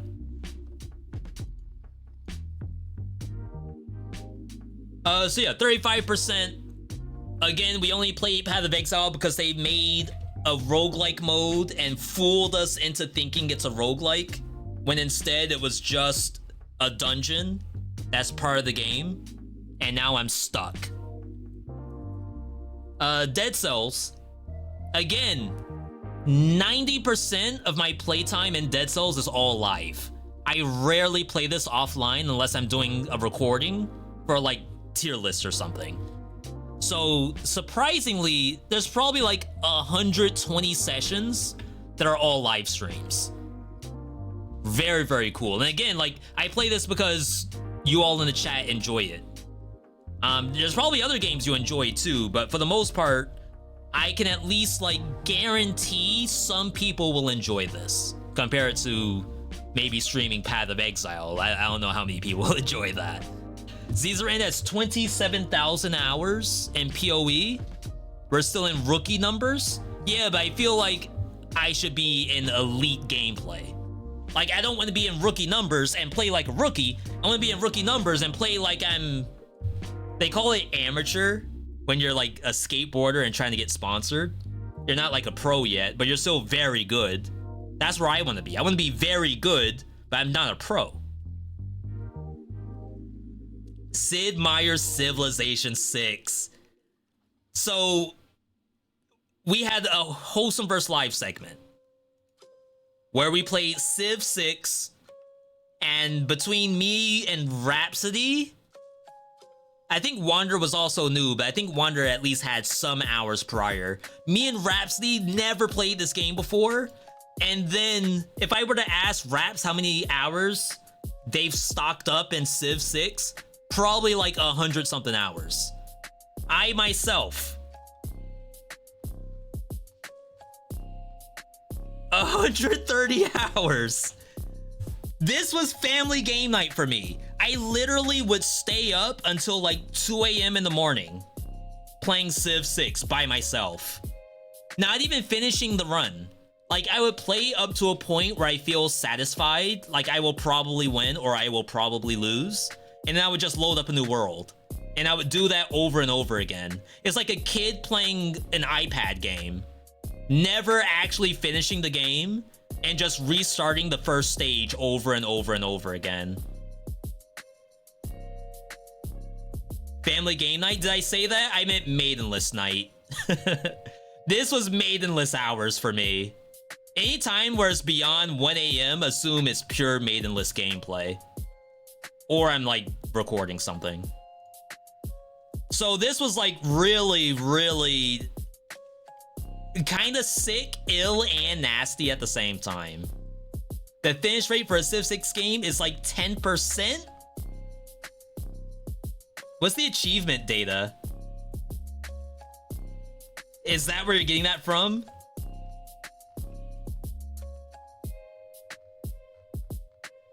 I can never find achievements.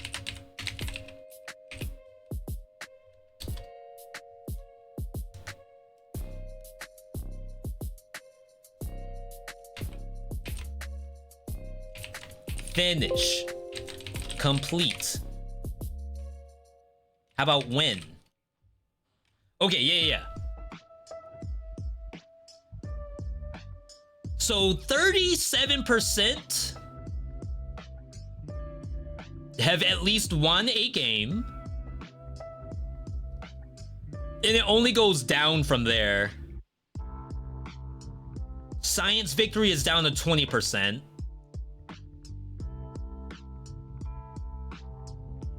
Domination is at 19.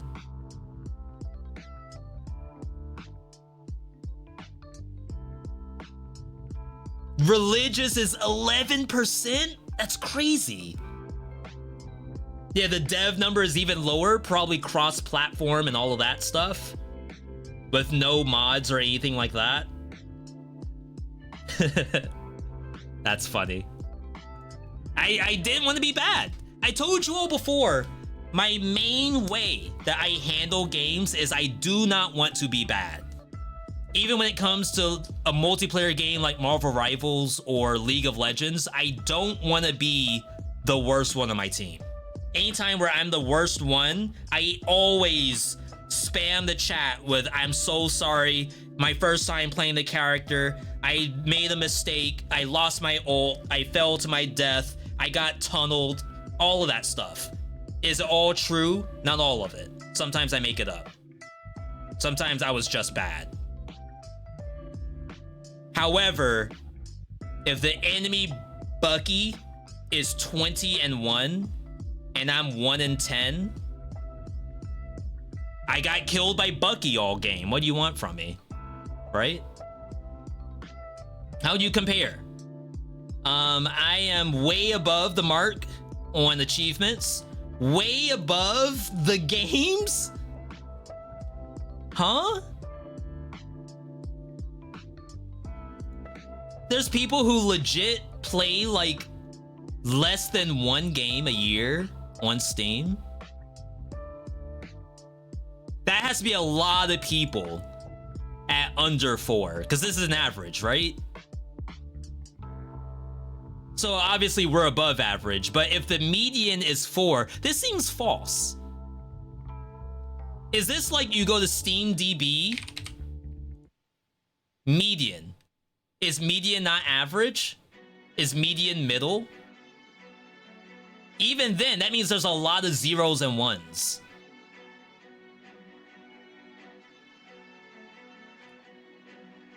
Or I guess a lot of 4s. Like a lot of 4s.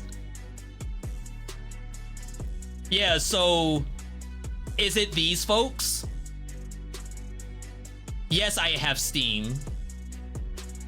Yes, I only play 4 games.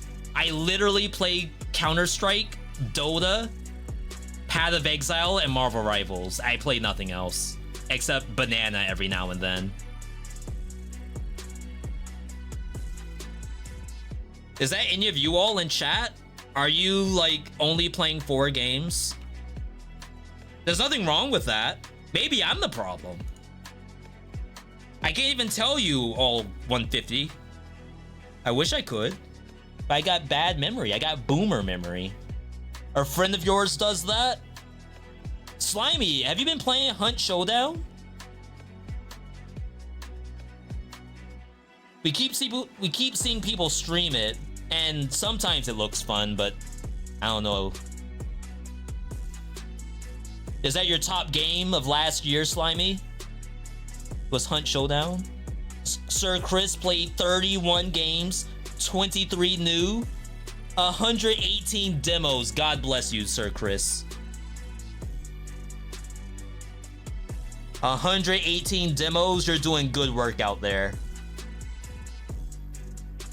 Hunt is good eats. I feel like it could be, but I don't know if I trust it yet. I usually hyper-focus for a few months on a single game. See, Taco, that's what the guy who I was talking about for roguelikes, that's his point of view, is that these people may not necessarily be maining one roguelike game for the full year. They just hyper-focus one and then move on. And there's nothing wrong with that. So, like, they may be playing Isaac right now, but they're only playing Isaac until Magicraft came out. And then they stuck, like, a month into this game, and now it's back to Isaac.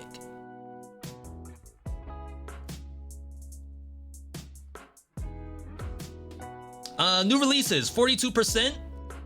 The percentage of playtime you had in new releases. 15%. The percentage of playtime spent by all Steam users on new release games. 15% of people are not playing a game that came out this year. No, only 15% of people are playing a game that came out this year. 85% of people on Steam are playing an old game. 85% of Steam is in the top 2 right here. And PUBG, and Rust, and probably Grand Theft Auto. All these other games, your Power Worlds, your Helldivers, your Path of Exiles, they aren't doing this new crap. Gaming's dead to them. Gaming was good back when this came out. Back in 2012, that's when gaming was good. All this other stuff, all these Game of the Year award winners and nominees, mid. Put me back in Counter-Strike. Put me back in Dota. Interesting. What did I play this year? Action roguelikes, tippity top of the list. Roguelike deck builder, that's Chrono Arc. And I don't know what else. That's interesting. Roguelite, what even is that? Metroidvania, that's 9 Souls and 7. What's it called? It's not 7.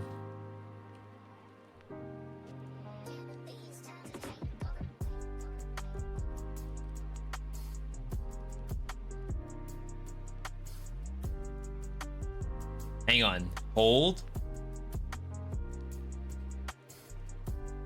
So Metroidvania, 9 Years of Shadows. That was probably the other game. And then Blasphemous. Action RPG, Elden Ring. Oh, this is probably where Path of Exile, Last Epoch, and stuff like that is all in here. This is not important. Unfortunately, all the workshop stuff that I have used to do, which is basically Dead Cells, none of those are updated anymore. 2 reviews? No, chat, I do more reviews than that.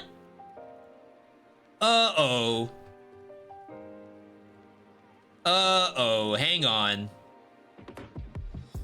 How do you see the reviews you've written? This might be a New Year's resolution. All right, chat, this is resolution number 5 or 6, whatever we're up to. I need to write more reviews. This guy hates indie devs, confirmed.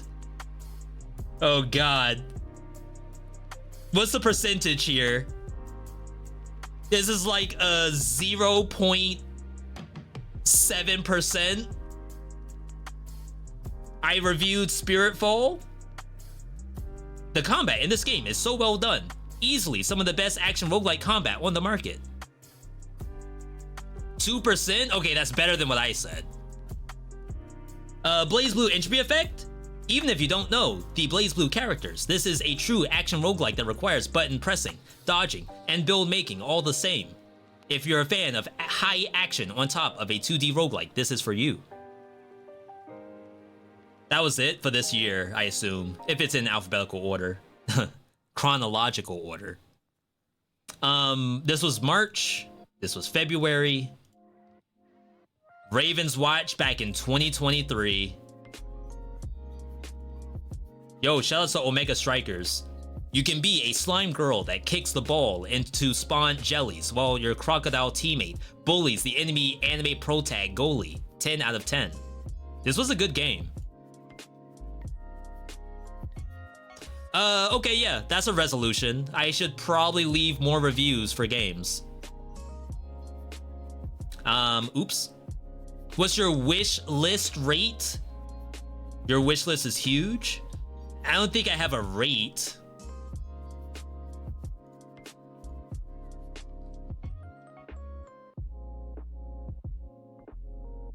Nor would I know where my wish list is. Here we go. It doesn't give me the number. So if you know where that is, and it could be in replay, feel free to let me know. Let's take a closer look at your top plate games. Path of Exile, welcome back to Reclassed. We played this a lot in January, a lot in April. 127 top right. If I were a top right, who would I be? I mean, you already found the number. Oh, okay, yeah. Thank you, Slimy. So yeah, we have a lot of games on wish list. If I sort by date added, you cannot go from top to bottom or bottom to top. Let me show you all my original wish list. Freedom Planet, this already has a sequel out. Origami already has a sequel out. Hat in Time, this game never goes below 50% off. Hot Lava, no reason to play this while I have Phantom Abyss. Rapture Rejects, mostly negative? Oh, this is a dead game, right? You can't even buy it.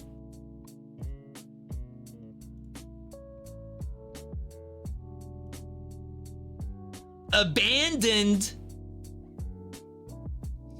Early access abandoned game. I knew there was a such thing. You all told me. V, this is why I don't trust early access. I got ringed before. Looks like Cyanide and Happiness. That is who the I don't want to say the developer, but it is them. How could this fail? And perfect. With their own diving into the violent video game. Is this why?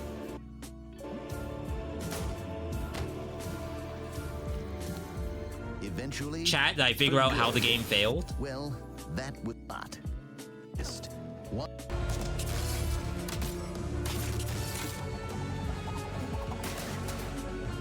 Isn't this just Animal Royale?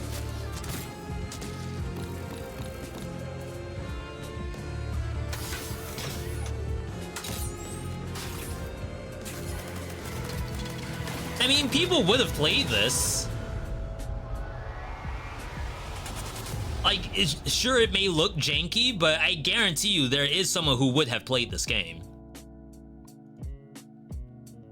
Project Warlock, I'm probably never gonna play. Heroes of Hammerwatch, they did have a sequel. Rosker's Run, I think this game may be dead. River City Girls, they already made their sequel. Wallpaper Engine, I'm not showing you all my wallpaper. Unexplored 2. Roguelite, mostly positive. Crumble, just to get my action platformer fix, but then Phantom Abyss came out. Devil Slayer Rek'Sai, oh, Rexasi, not Rek'Sai from League of Legends. Chat, I know this may not look like the kind of stuff that I usually present on stream. However, I promise you this is a real game. And even this dev has a sequel that is in the works.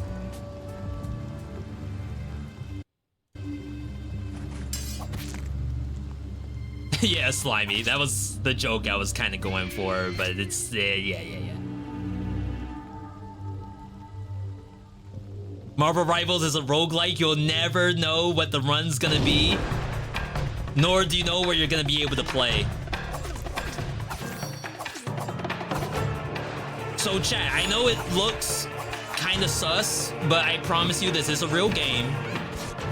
The dev is working on... This is surprisingly loud. The dev is working on a sequel. Will it solve the issues of the first game? I have no idea because I never played the first game. It is a roguelike. There's nothing else about this to make it not be a roguelike. I've seen roguelike and shooter looter lists with games like Fortnite on them. Yeah, you open chests in Fortnite and loot guns. That's a looter shooter. You think you played the first game? I don't think they've given any information about their sequel yet, just that they're working on it.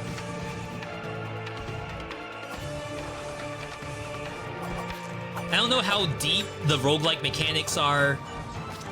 For all I know, the game might suck. like, obviously there's other stuff in the game that I'm sure people enjoy. It's 84%. That has to count for something. And then, as I said, the dev is working on content, I think, for their new game.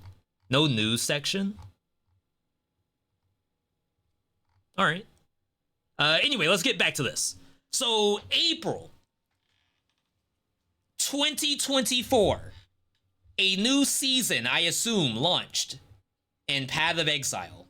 And you can kind of tell that, oh, whatever season was in January, I didn't enjoy it very much. But in April, apparently, the game popped off. The game was great. Music? I promise you, chat, we will not talk about Path of Exile this entire stream. Path of Exile, April 2024.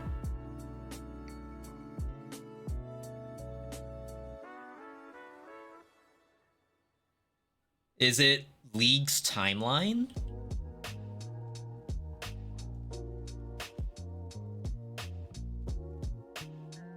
That was Necropolis? Necropolis.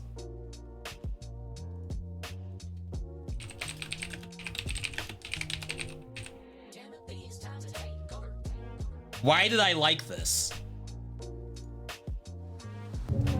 Yeah, what? Why did I like this? So this season, I guess like part of the reason why I liked it is you kind of opt into the content. Like, it's not a matter of, oh, you can possibly not be able to do the content. It's a crafting season. So you just find ways to be able to craft stuff. And it's not like a boss-based season. And maybe that's what I enjoyed more, is it allowed me to play the game. Instead of the opposite, where I feel like I'm locked out.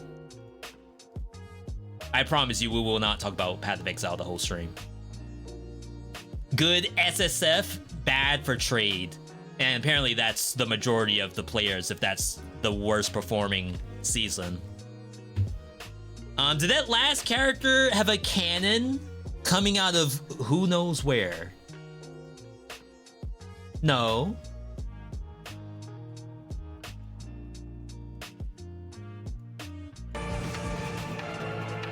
No.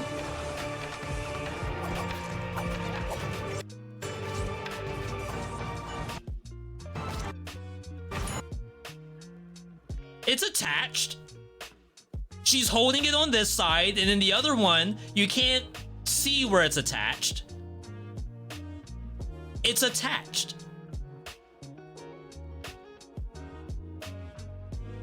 Yeah, I know what you're looking at. This is the screenshot. I'm not gonna say that I was wondering the same thing. You only played this game for 8 minutes? Chat, I've seen enough. Alright. Fair, fair. Dead Cells. 8% of playtime. The most is in January.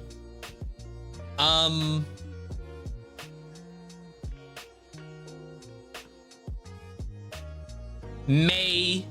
This is Hades 2 right here. Hades 2 early access release was at this spot. February, though. What in the world happened in February?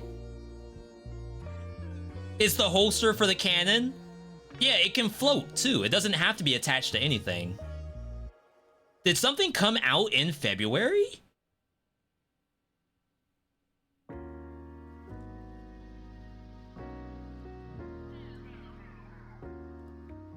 So if we go back to our games, I don't think you can sort by release date, though. Crap. Feb. Not me playing Apex Legends.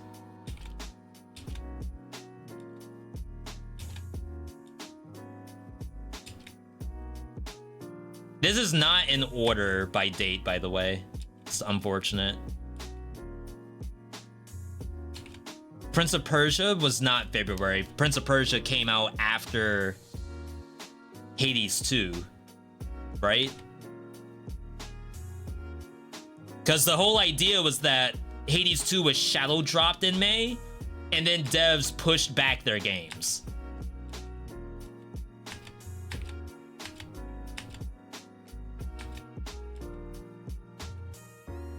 Liza P.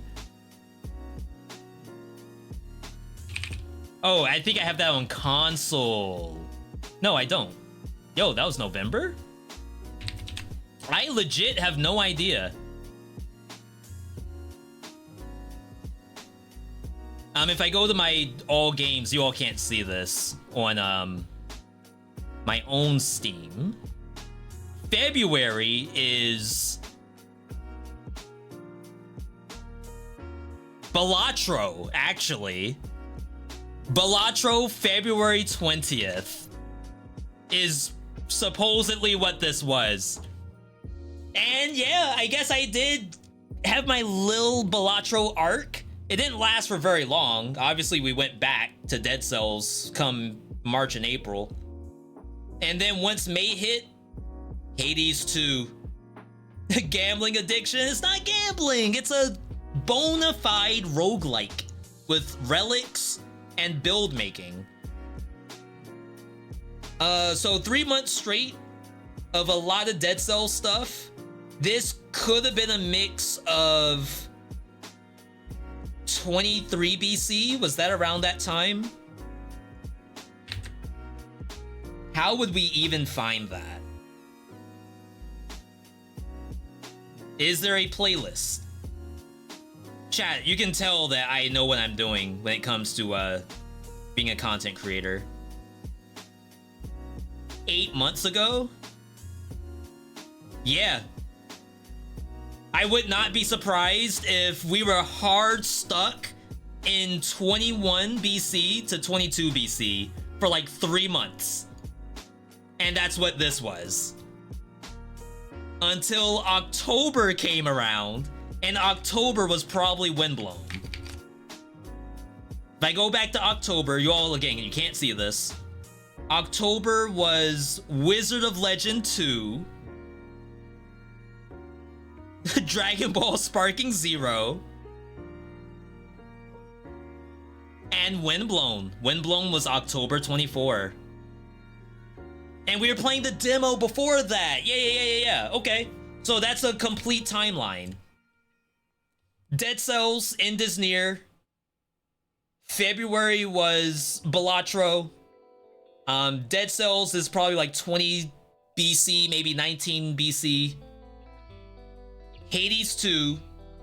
Dead Cells 21 and 22 BC. And then it dropped to Windblown. And then we're whatever we're doing today. Holy. We figured it out, chat. Literally the one wholesome burst, and then I just start spamming the game. Hades 2, yeah. May, June, and then look at how we fell off. Trust me, we will be playing Hades 2, don't worry. I just have to figure out how I want to do it on YouTube, and then that's good to go. That's all. Last Epoch was February. And March. I forgot I actually did a decent chunk of hours in this game. Some of it was sponsored, I will say that out loud. But Last Epoch, I have 100 hours. 112 hours in this game. I was spamming it offline. You all couldn't see. My Spear Paladino, my Jarvan 4, was actually kind of sick.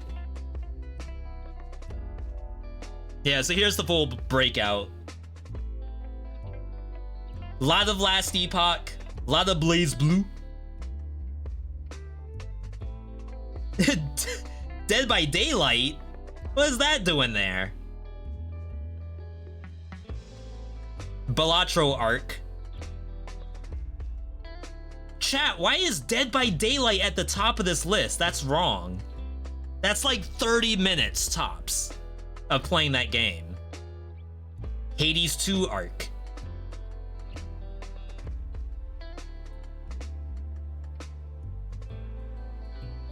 Civ 6 comes in. Terraria arc. No, we only played Terraria for like 30 minutes. Trust me. Where's Noita arc? Noita's supposed to be in here. I did like 100 hours of Noita. Right here. September, my birthday. Day 1 Noita. And then Windblown happened, and Noita was never seen again. Yo, Ethan, good to see you. A lot of controller games. Dead Cells, Hades, Windblown, Blaze Blue. I didn't used to play Raven's Watch on controller until I think you all told me to. I was playing this keyboard and mouse like I was playing Path of Exile, but then you all said, V, if you played this like you played Dead Cells, we promise you you're gonna pop off. And that required using controller.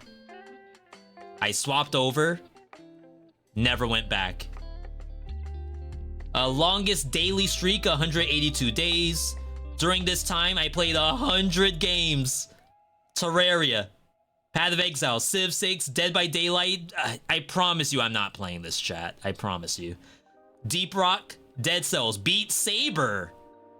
I do a little something in this game. You all may not believe me, but I do it a little bit.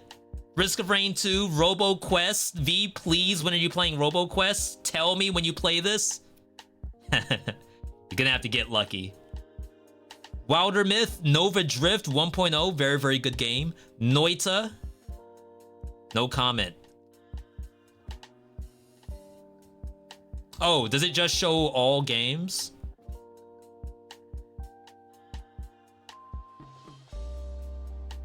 Am I gonna oust myself?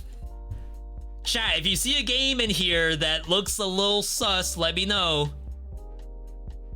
Gestalt, this was good, but as a Metroidvania with RPG elements, there's a lot of dialogue. Just too much to do a live stream of. I promise you, my last games played this year, this is clean. This is the cleanest list you'll ever see. Like, ask your other streamers to show this list. They won't. You know there's some stuff in here. Is anyone playing this? Did Marvel Rivals eat this game?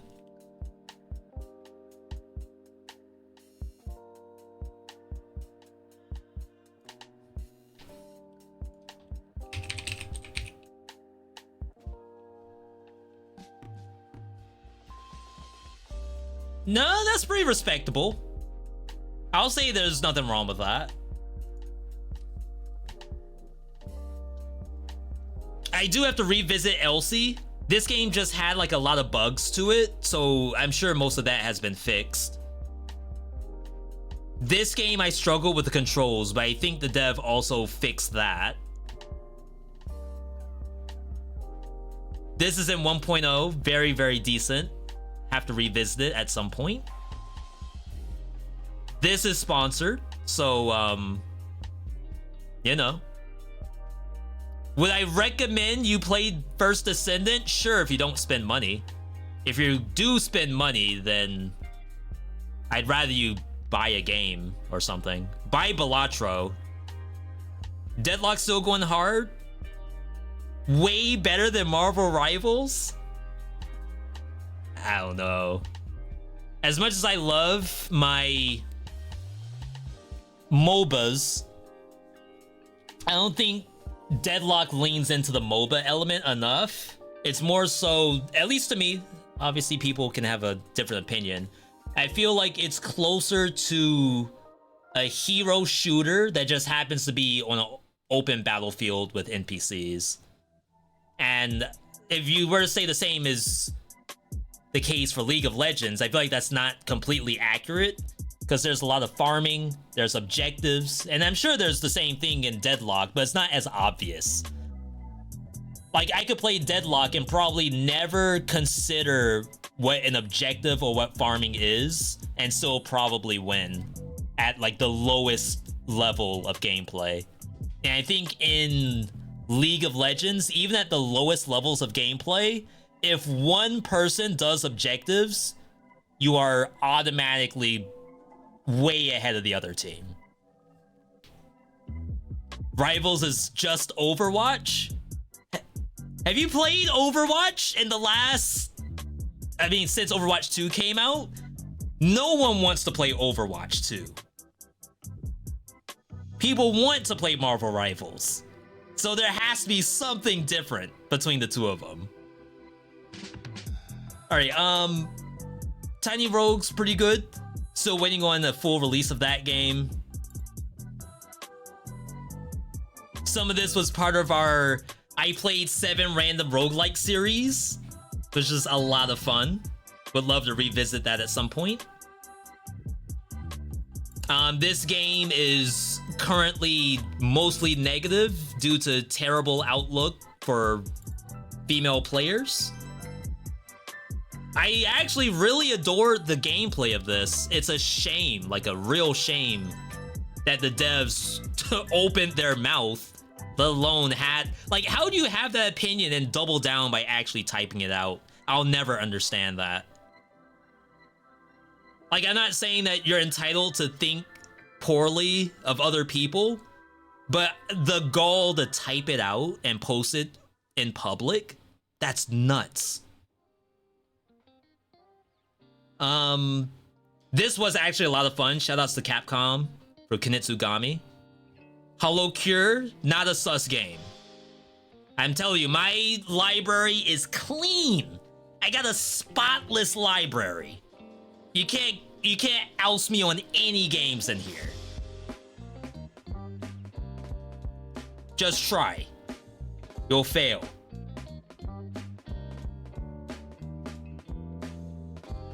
This really surprised me.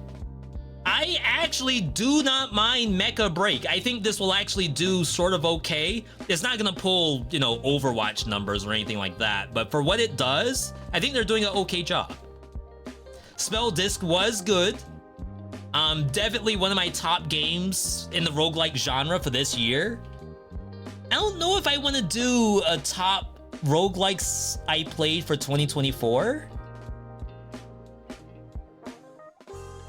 Honestly, what I would like to do, because we have roguelike tier lists, right?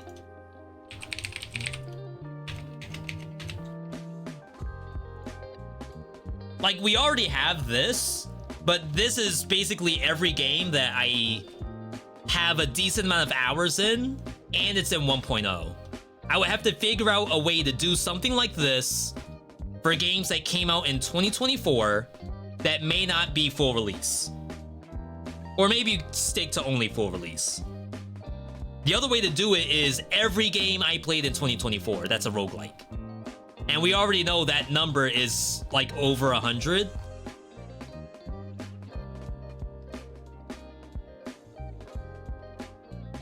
If only it had the actual number here.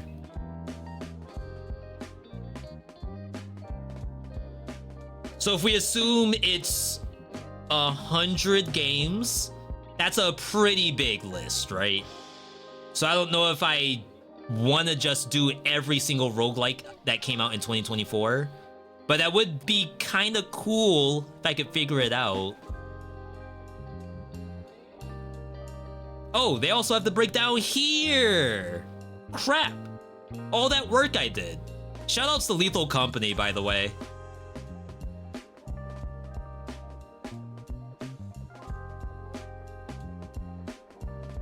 Yeah, so what? That's it, right? Yeah, then share. Battletech was good, but it's not a roguelike unless you use a mod. Is it a, I wonder if that's the game that Splattercat played. The mecha game?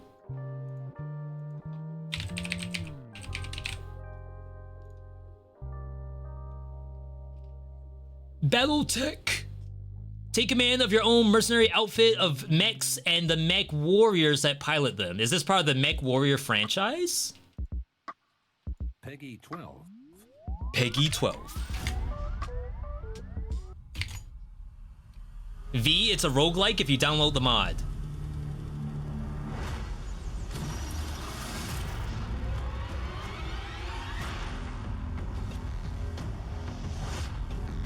I'm still waiting on Skyrim roguelike mod. I remember seeing someone was working on that a year ago. You know what I'm really waiting on? Roblox roguelike games. I'm 99% sure, like I can almost guarantee you, if I get a list of Roblox roguelike games, I'll make the video the next day. We're hopping right on that. I just don't think that exists right now.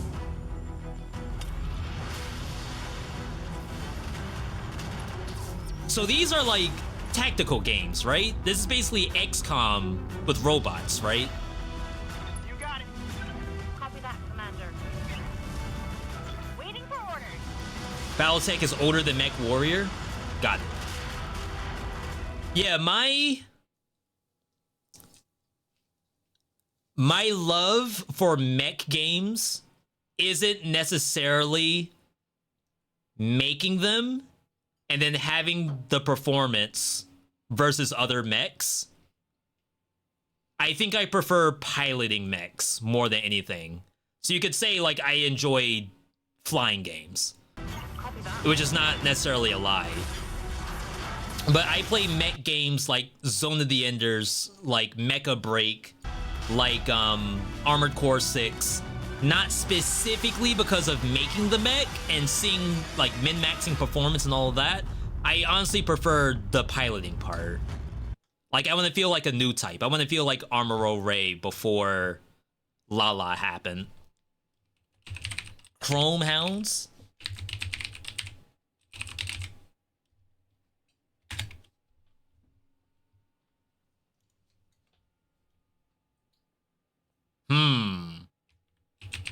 Chrome. Hound. Alright, maybe not, maybe not.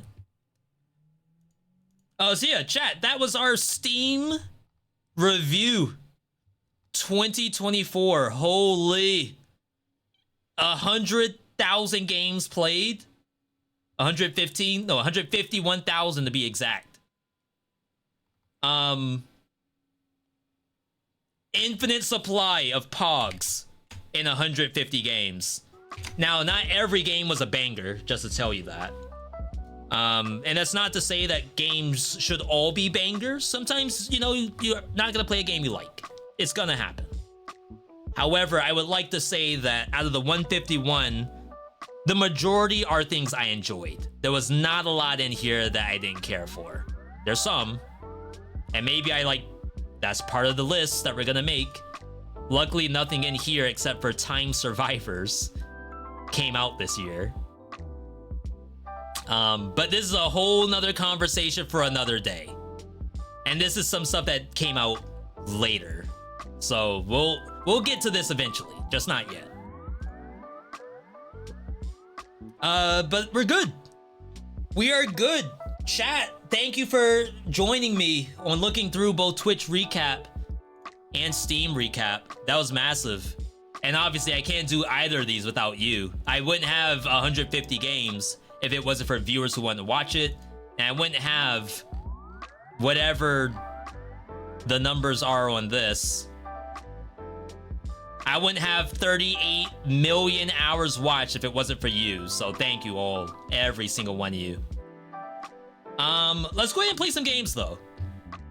Since I don't have, because that segment took a lot longer than I expected, I will be hopping on Path of Exile 2. Funny enough, Twitch says a lot of you all watch Path of Exile 2. I feel like that's not true.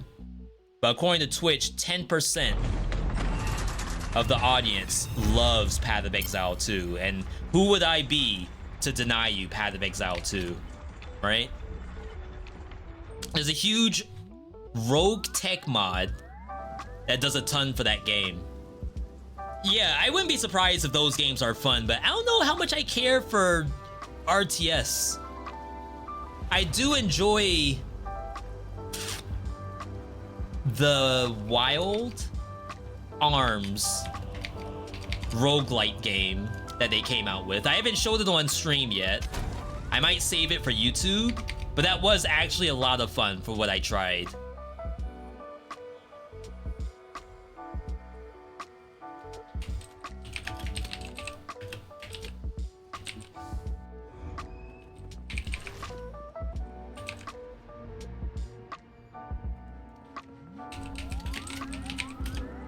All right.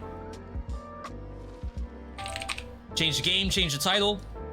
Chad, if you're not playing Path of Exile, it's because you probably didn't pay for it, which is fair. This is early access, but only if you buy into it, which is probably not for everybody, but I know I'm gonna play the game anyway, so why not, right? Where we currently are is what they call end game, where you're basically running maps. The map system in this game is basically randomized areas based on the campaign. You do one area, it usually has either a boss or elites to kill, and then you are considered done when you've killed enough elites.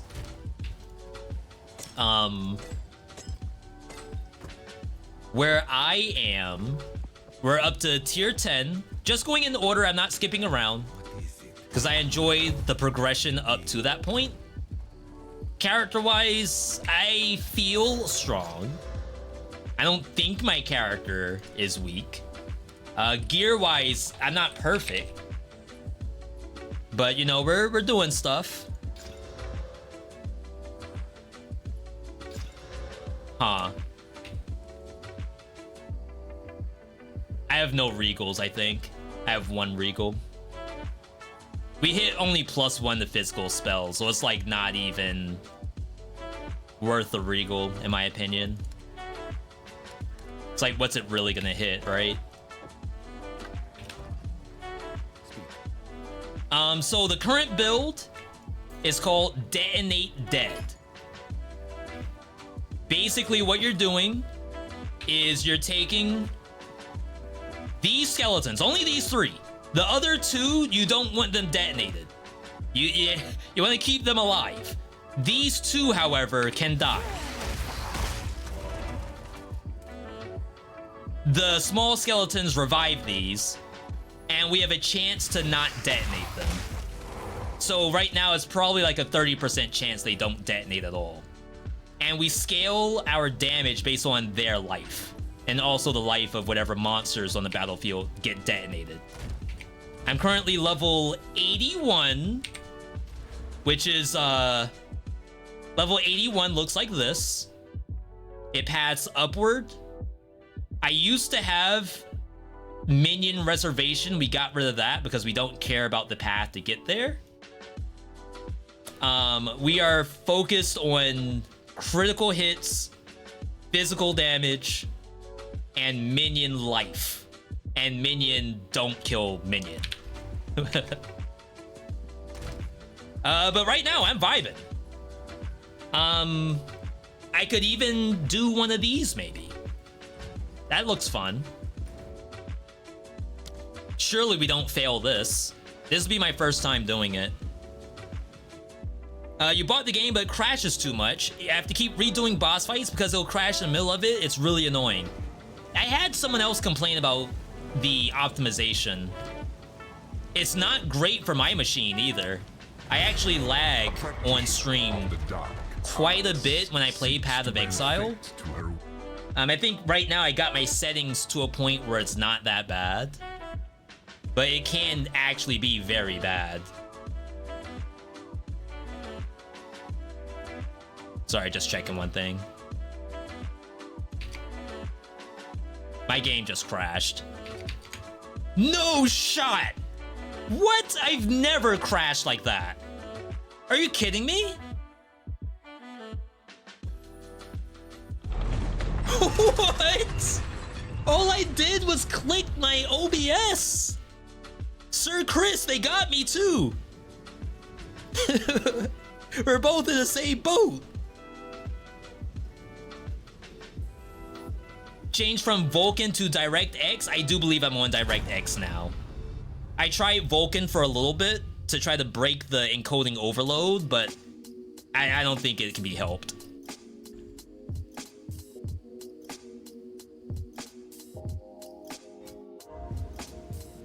So we did get kicked out of Ultimatum. It should still be here. Interesting. Ah, yes. It appears my ultimatum has been eaten. Surely that's not correct, because I've had so many people say, V, it does not eat your coin to go in.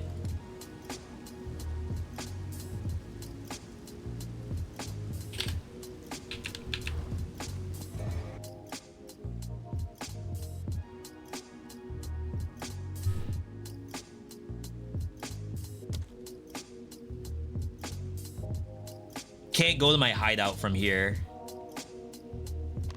Let's that's where I currently am. Let's assume it put us in like a weird spot, right? And see what happens.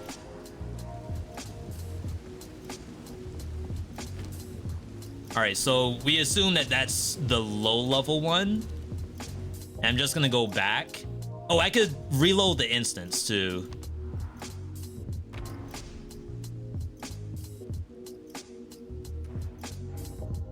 And maybe that will do something. Copium, perhaps.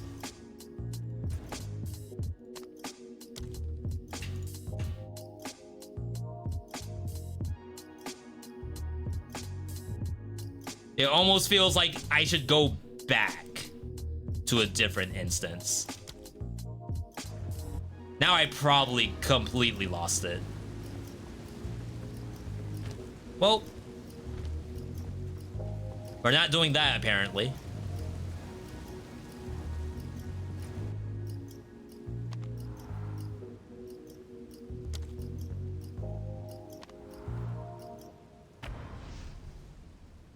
Pint, I appreciate the opportunity. I think I'm gonna take the L and keep it in SSF. Clearly the game doesn't want me to do ultimatum right now. And then I can now complain about actually finding a new coin. If I just got coins from other people, then clearly there's Penta right there. Then clearly I don't have an issue. I want to have an issue. I love issues. All right, let's hop in here. Burning Ground, not great. I still can't get into this just yet.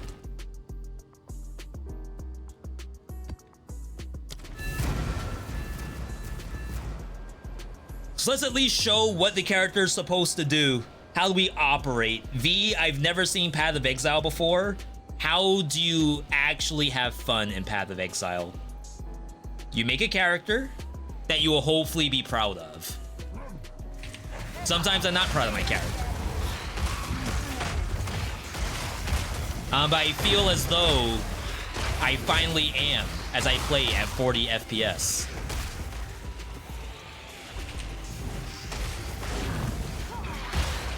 Basically, so long as I have a body to detonate, we can play the game.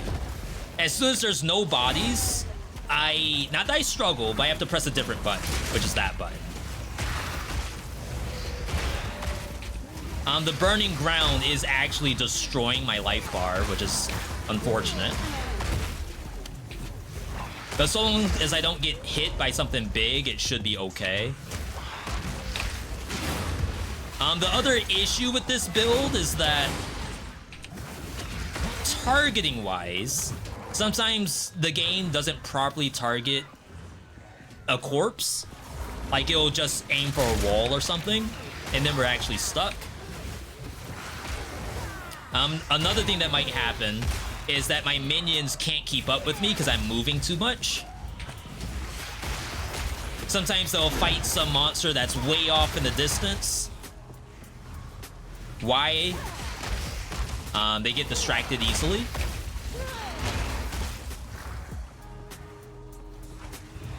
But it does good damage. This is just basic trash mob. Really, what matters is when you get to a real boss. Either a rare, which has a yellow name, or a unique that's like brown or something. Maybe it's orange. Burning ground is like kinda nuts. Because I don't think you can get burning ground immunity in this game. You can in PoE 1. I don't think burning ground is something that you should outright avoid. It's not a free fix though. So I'm talking about, this map itself has a couple of different bad things to it. And one of the bad things is burning ground. Basically, there's tiles that do burning damage to me. I'm mitigating it somewhat. But the fact that it just goes through my health bar without me actually getting hit by something, I'm just walking here. And I lose it. That's awful. I'd rather like meteors fall from the sky or something. Oh wow, I almost got melted. Shotgun, basically. Chat, let me know if the game's too loud, by the way. Item-wise, I'm only looking for mage stuff to pick up. And even then, if it's not like a good base, sometimes I won't pick it up even then.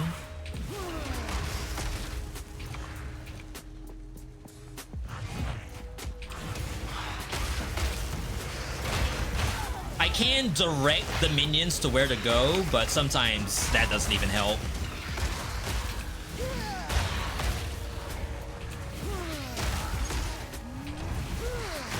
It's like I could say, go here, with the D button. But if they're like so concerned about a specific monster, they will continue to attack that monster. That's not good. All right, we're fine.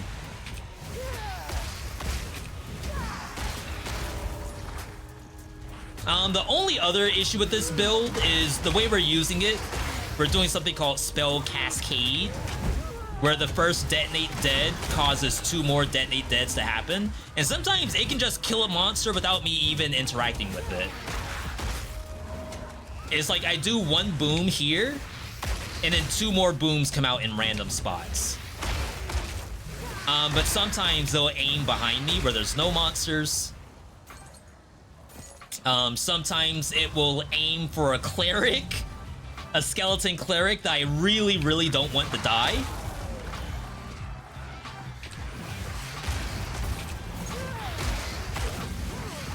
And then on bosses, there's usually not other corpses, it's just my own skeletons.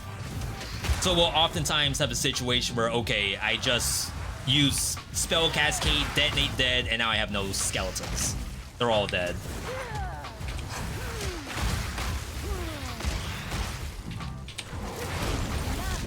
But yeah, that was just 2 Detonate Deads to kill that.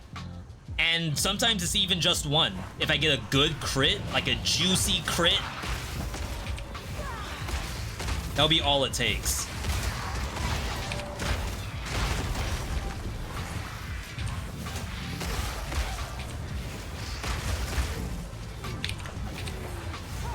I have to kill this. If there's anything that'll kill me, it might be this essence. I guess we just started. Back up. There we go. 1 Detonate Dead instantly killed it.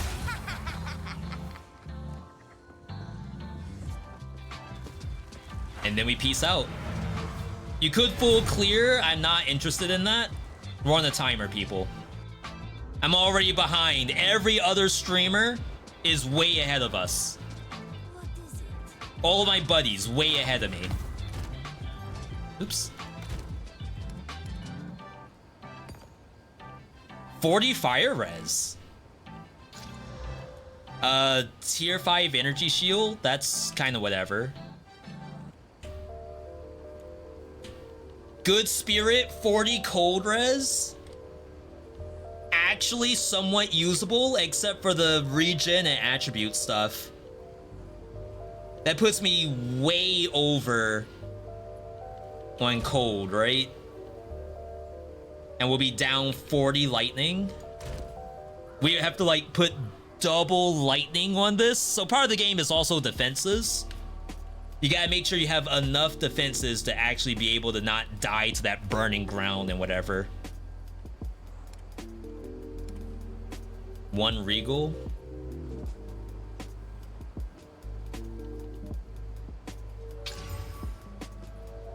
We hit regen.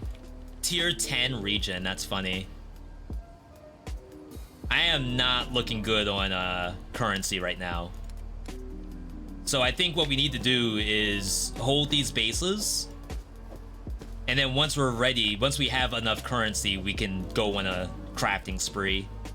But right now, I can't do a ton of this. Big life on belt.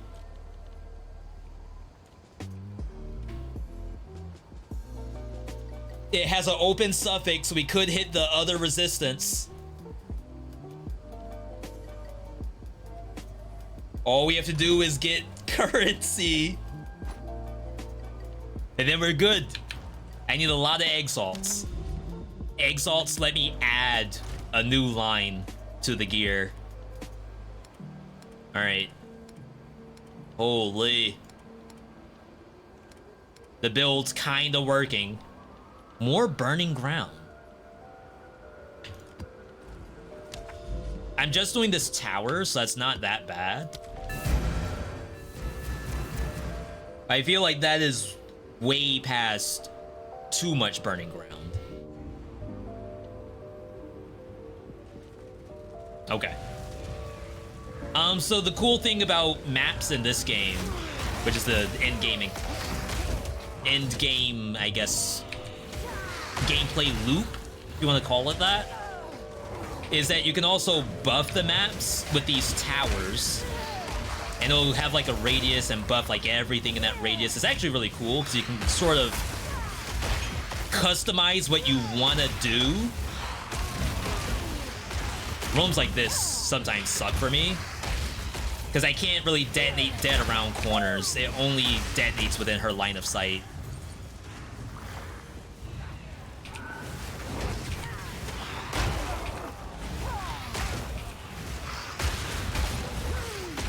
So like I have to actually walk into the room to get a good detonate dead off. Like I can send the zombies in and then press it and it'll hit whatever's close to the door.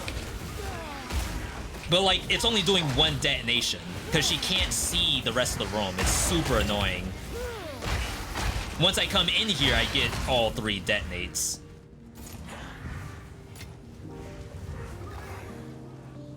All right. Hang on, hang on.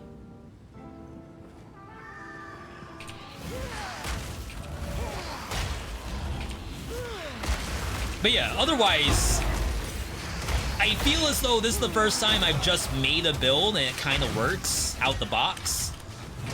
And maybe that's the thing for Path of Exile 2 is with at least a small amount of knowledge, you can probably make something. Yeah, there's probably giga-busted stuff. Infinites and looping mechanics that you could be doing.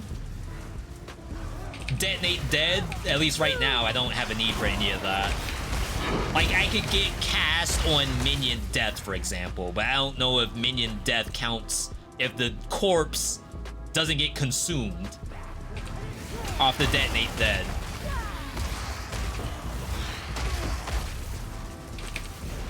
And I think I would have to have a lot of minions for that to even matter. Like, on any given time, I only have 5 minions. Currently, I have 0, because they all died.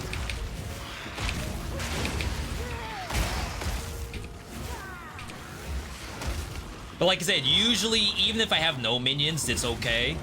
I just have to press a button. And I have to press one extra button before I detonate. It's satisfying.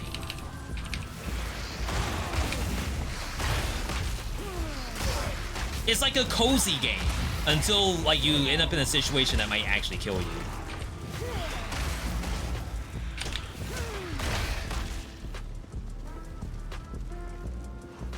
All right, so this is the exit.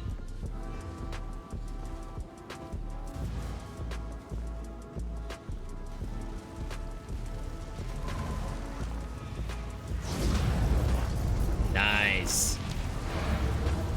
Very nice.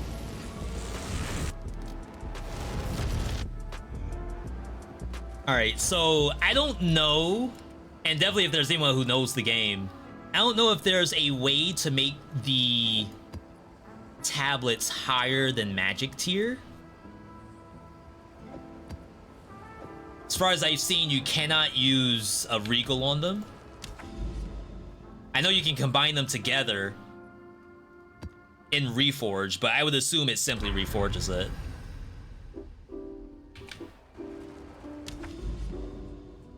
Alright, so that added a bunch of expedition around me and then enhanced the expedition itself and added more rares, which could be a problem, but normally we're fine. Trash. Story of my life right here. Chaos damage accuracy, also trash, but we keep that to re-roll it. With all the other amethyst rings I own.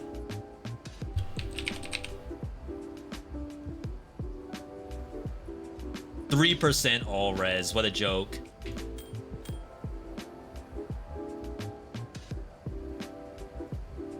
Alright, I don't have any more rares. So we simply go back. Rarity of items, armored enemies. We have some armor shred, so I'm not overly concerned about that.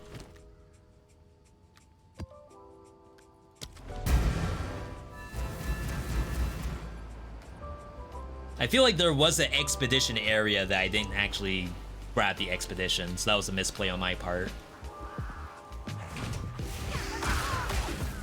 So yeah, I assume an armored enemy just happens to have more armor than normal.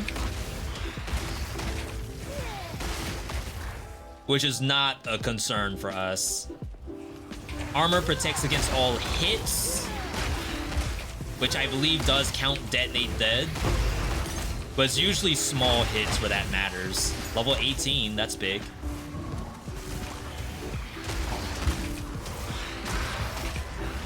We're still on level 17, I believe. She failed to find the skeleton to detonate it. It's like I was behind this log, and I tried to detonate a minion up here, and she couldn't see it. You all okay?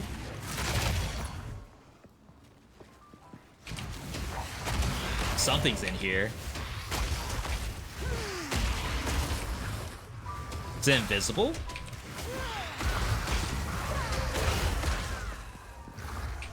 I swear only rares do that smoke cloud. What in the world? Thing tried to cloak and assassinate us.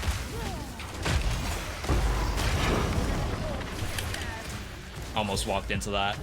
I am not concerned about mana, really. There's even one part where I thought I could use something called Mind Over Matter, where any damage I take is taken from my mana first. That's probably wishful thinking. If anything, it will get me killed long before it actually wins me a run. But I legit don't use mana, really. And even then, I have my mana pot, obviously, if I need it. But I think I can count on one hand the number of times I ran out of mana. Which is a good feeling. I feel like a lot of people struggle with mana, and maybe that's like only on melee characters. Maybe bow users? I swear if I was playing PoE 1, I'd be complaining about mana.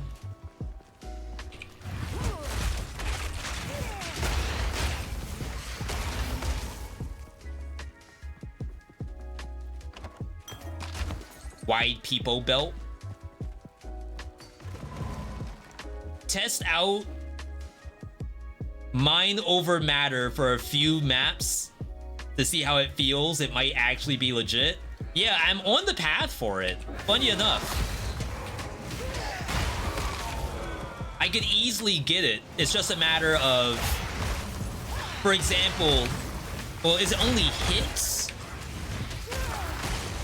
This pauses, right? All right, so mind over matter. All damage removed from mana before life, and also kills your mana regen. So I was on a map that had Burning Ground.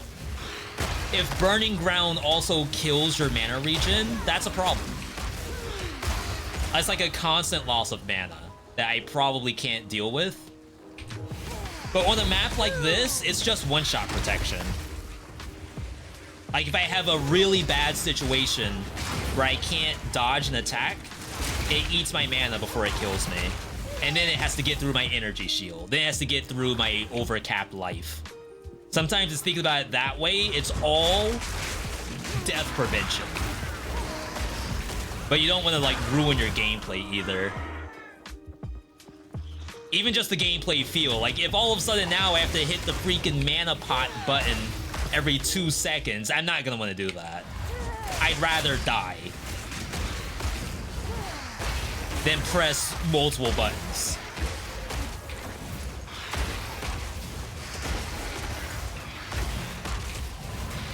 Yeah, see, sometimes I don't get the kill, which is sad. All right, last rare. Towards the bottom. We will do...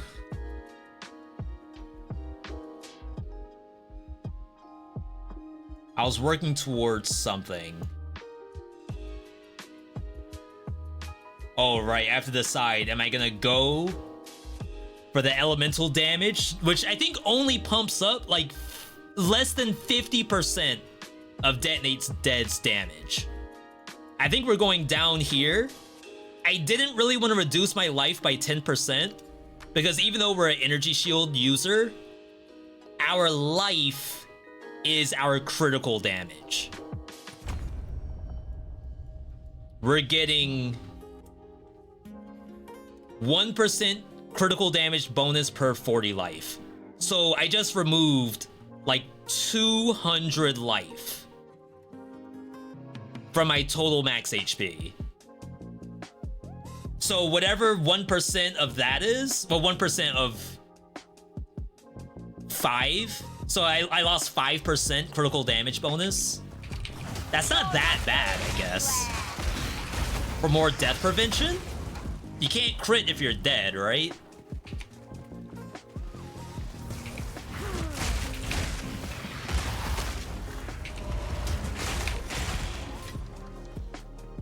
All right.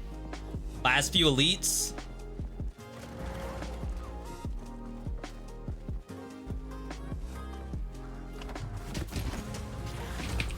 Our good buddy from our Wholesomeverse squad.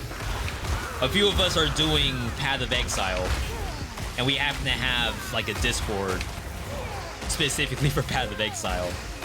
Penta is out here. He's asking if I have an anoint on my necklace. Anoints allow you to put any point you see on this board that's this size. You can hold Alt and C material. If you do 3 of these, you can put one of those on your amulet. I had an anoint, but I just upgraded my amulet this morning, so I no longer have the anoint until I get the material back.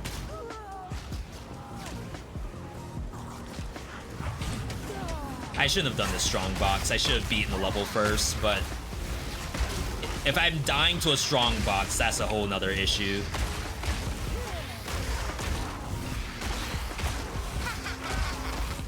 something's hitting me pretty hard. Oh my god. There's like chaos torpedoes getting sent out. Those really hurt. What in the world? How useful.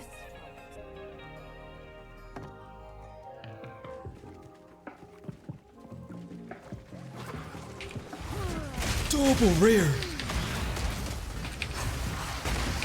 Double rare.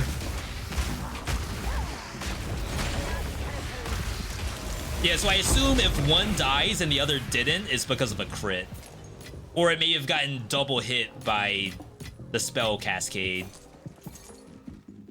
I would assume if a spell crits, it crits, regardless of who gets hit by it.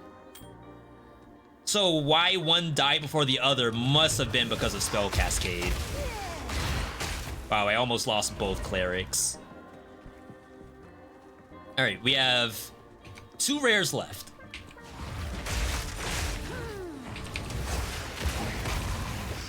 One is hidden inside a domain. There we go. And then this one just fires out little fireballs. Is that physical resistance?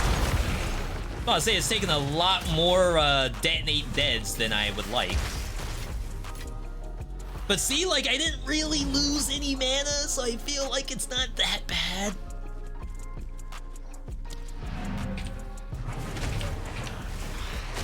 Anyway, I like my character. There's a couple of pieces of gear that's like, wishful thinking. But not really wishful, I just need the items to show up. It's not that hard to get. And of course, I can always buy gear, but I am, again, trying not to do that whenever I can. We're playing on the trade server, so I could trade with other players as much as I want.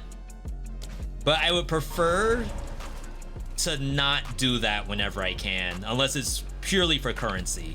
Like, I'm trading my Orb of Chance for your 5 Exalts.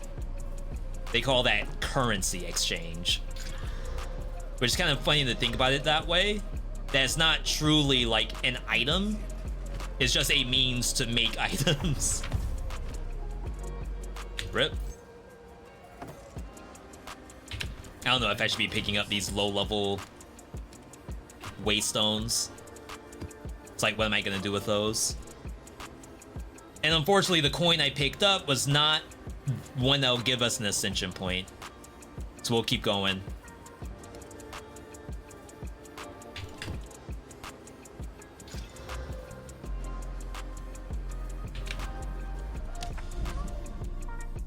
All right. So I would assume to access this must be like clearing the areas around it, because I can't just click into it and let myself in.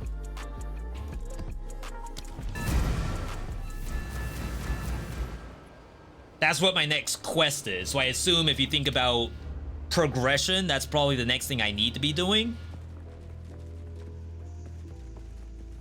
Yo, holy crap. A little laggy here. I have to render the shaders.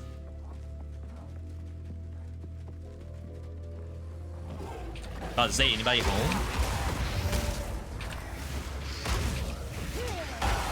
No monsters on the map? That's legit.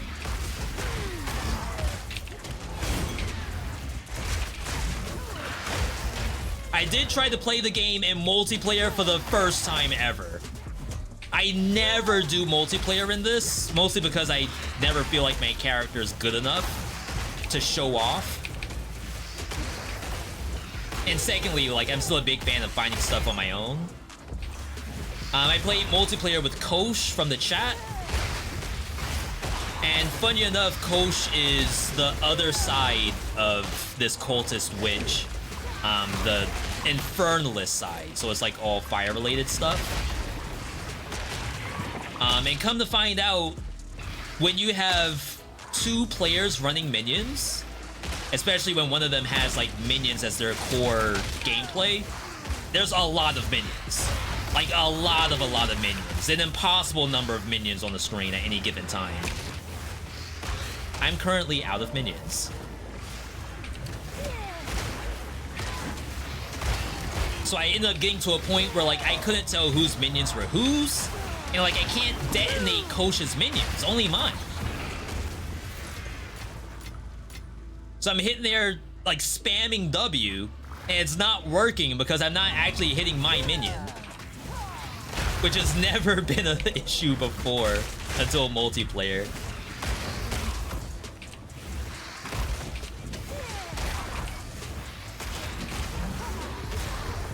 I was about to say, sometimes the minions don't even walk out enough.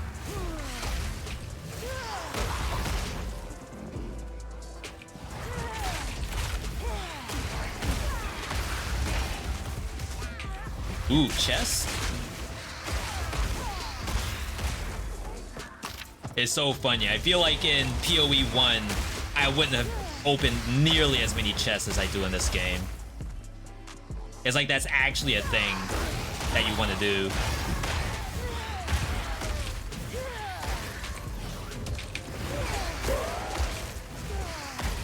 So I saw a rare up here.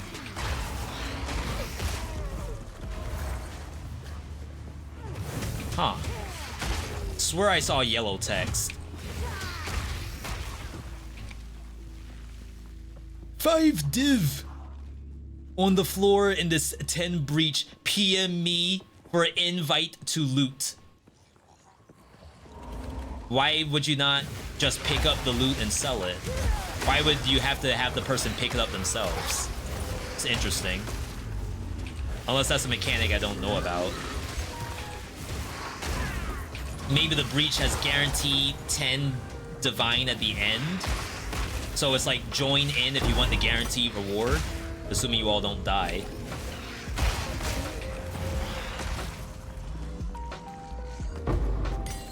I don't know, it almost read like a scam to me. Big loot in my party, just join. It's like, what's the catch? Oh, that hit me. The fake detonate dead from these?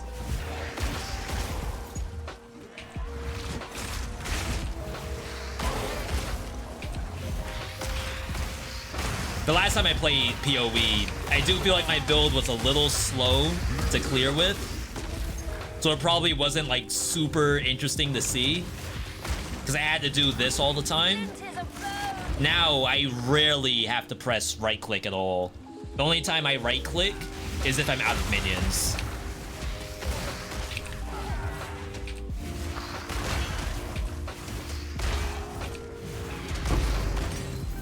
But I don't know if I'm all that willing to like lean more into what they call corpse conservation. Like, do I need them to survive that often?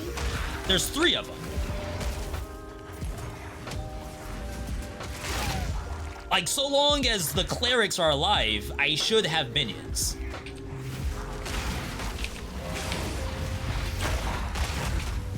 Yo, Souls-like? Dodge roll equals Souls-like? I shouldn't stand on them while they're self-destructing like that.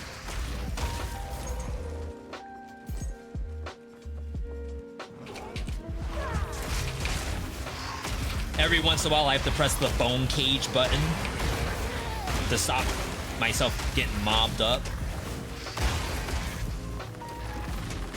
Click? What in the world? I was spamming clicks on that.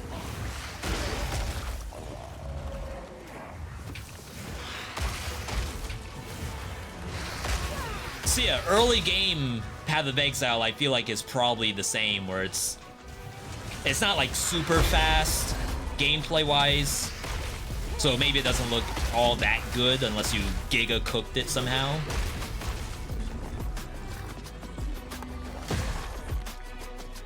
All right, here's Gwenin, but we'll wait until the map is done.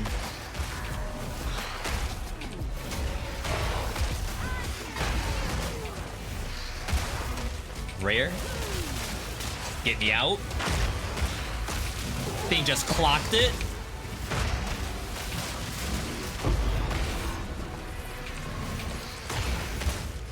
We don't care about minion damage, but the one thing these brutes do well, they like Shoryuken the enemy to break its poise. And like, there's ways you could lean into that even further. I'm sure it's not worth it. But it's really nice when it happens. I think it even fully breaks its armor if they get it off.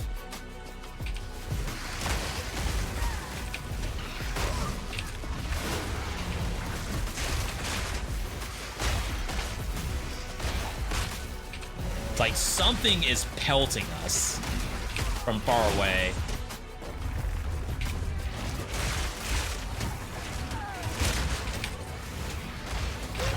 Is it her? Oh my god. Rip health bar. I guess that's where mind over matter would have helped. So there's purple crystals on the ground, and those are self-destructing. And I think they're almost killing me, almost. Not a good feeling. Yo, coach, good to see you. I gotta stop walking up to those. It's wasting my Grim Feast. Tier 9.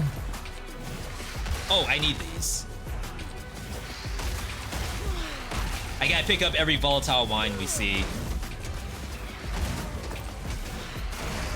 So she can't spell Cascade unless it's like right here. These things are blocking. Like, they aren't even moving up. This is bullcrap.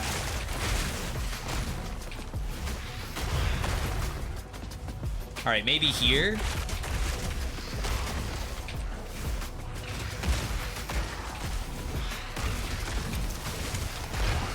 There we go. It's like sometimes I just cannot see my own stuff to self-destruct.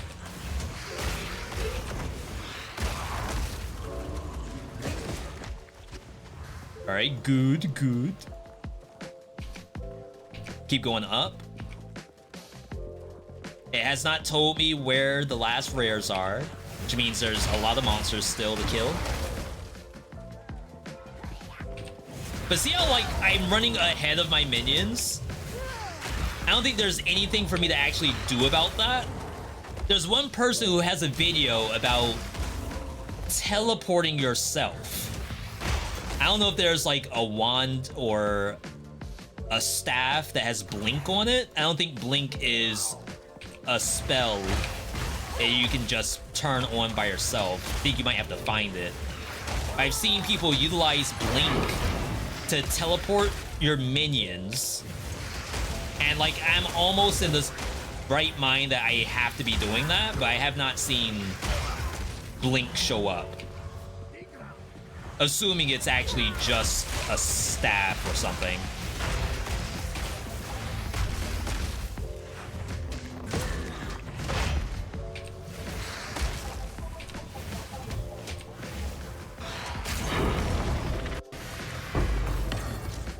Huge. Yeah, I have the D button, D for direct. But unfortunately, if I'm already ahead of my zombies, they cannot run faster than I do. And I'm not gonna be here like, unless I put that on like the movement button. But I do believe they removed that kind of mechanic.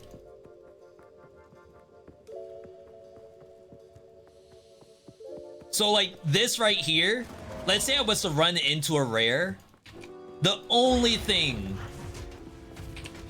that I would complain about is that I am outrunning them. This is what I would love. Like, what this is right here, I don't know why they're ahead of me. They just know, right? They're predicting where they want to be. They know the routing of the map. They got tab open right now. They see where they're supposed to go. I love that.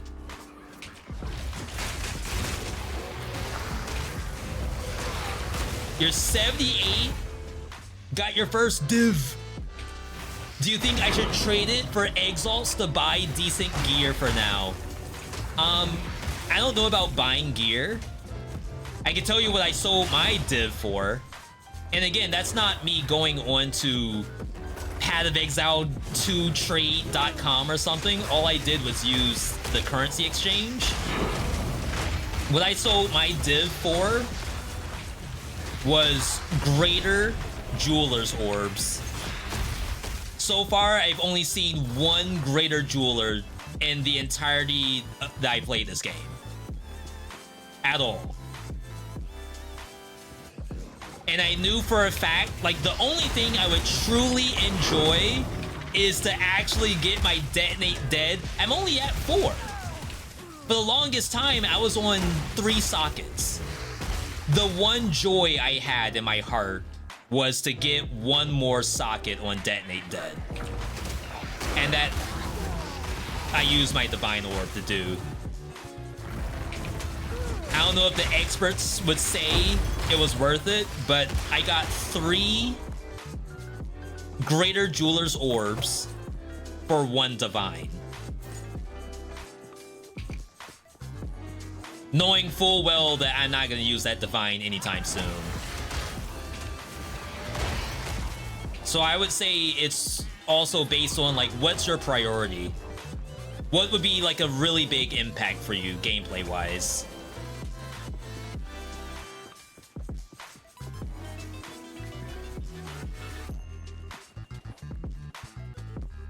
All right, let's do this. These are usually not that bad. I just can't take critical hit stuff. Some of it is you can no longer crit enemies, and that's a brick for me.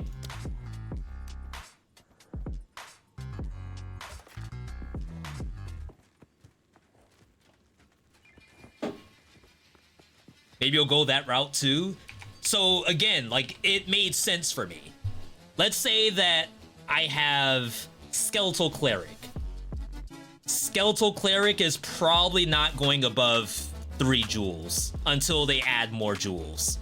And the reason why is that all these are good for is reviving my other minion. So they have cooldown reduction and stuff to stay alive. Or if they die, it stays out for longer. Same thing for Skeletal Brute. All it has is life, because life equals more detonate dead damage. Break armor on heavy stun, and minion skill. Probably not gonna add more unless they add more to the game. However, detonate dead, spell cascade is literally improving my gameplay. Like, magnified area of effect, that's like, maybe that's good for you, maybe not. Considered casting is more damage, and then chance to not absorb. So like, having the extra slot is a literal game changer for me, I think. Once you start getting your boss tree on the Atlas going, I assume you're referring to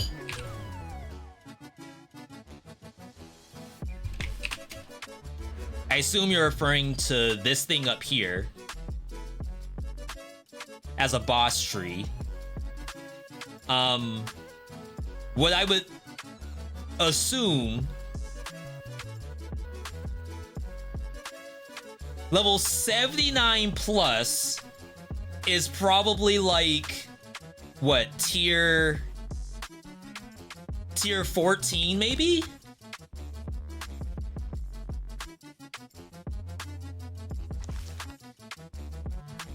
Even worse than that? So that's, I almost feel like that's like it's on the regular tree. Oops. Local. Swamp and water biomes have chance for currency. Mountains in general have gold. Forest has stuff. Okay, so it just gives a buff to every single individual type of biome. I guess grass socket currency is the one that you're looking at. Yeah, I mean, that's not to say it's RNG, but that looks like a good node. Absolutely.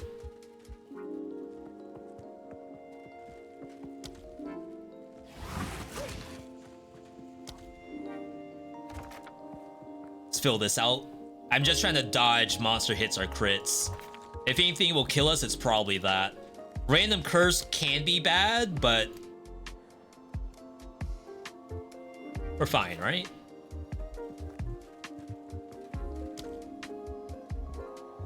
Obviously, increased number of rares would be better sooner.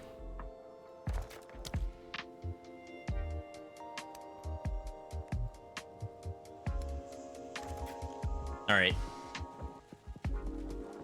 Yeah, 40% additional loot. I hear you, I hear you. Obviously, I'm not on that path. But definitely, like I said, I've never gotten a single greater... Well, I got one single greater jeweler in the entirety of me playing this game as a raw drop. So that was game-changing for me. Of course, there's game-changing gear out there that's probably worth 100 exalts.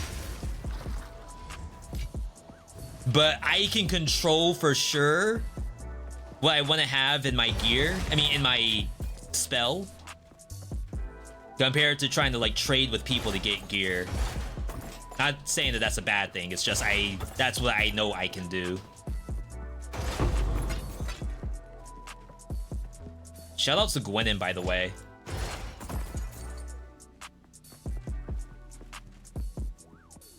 Just waiting on her to get us the God Scepter.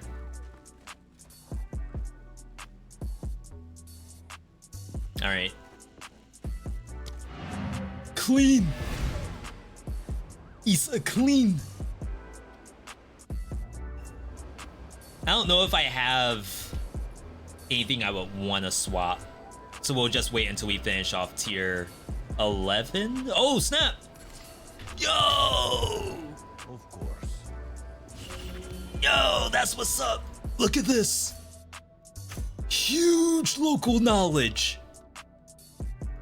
Huge currency up. You wonder if you could bring your PoE 1 build skills into PoE 2? Probably. I honestly think that if you couldn't make a build in PoE 1, you probably can make one in 2. I think it's a bit more friendly that way. All right, chat. I need luck. I need a what? Orb of Chance.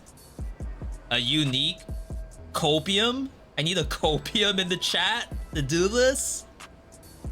This is actually cheap.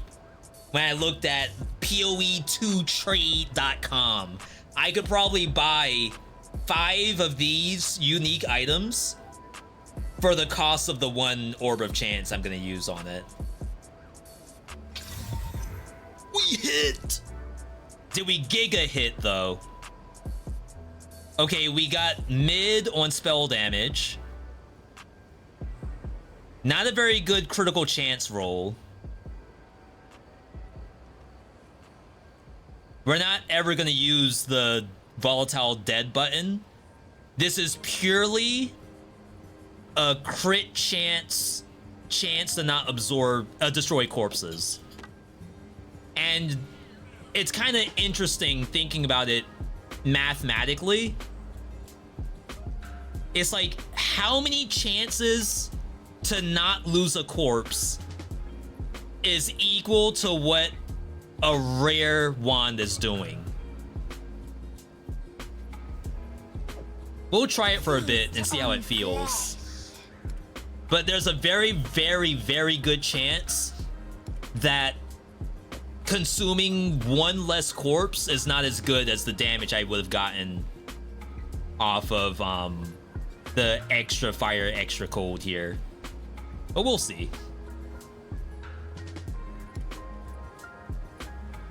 Oh, and I'm losing my power charge thing that I guess I'm not really using anymore anyway. Yeah, 25% here. I don't think we have a good way to see what the likelihood. Oh, wow, what a hit. Is that real, chat?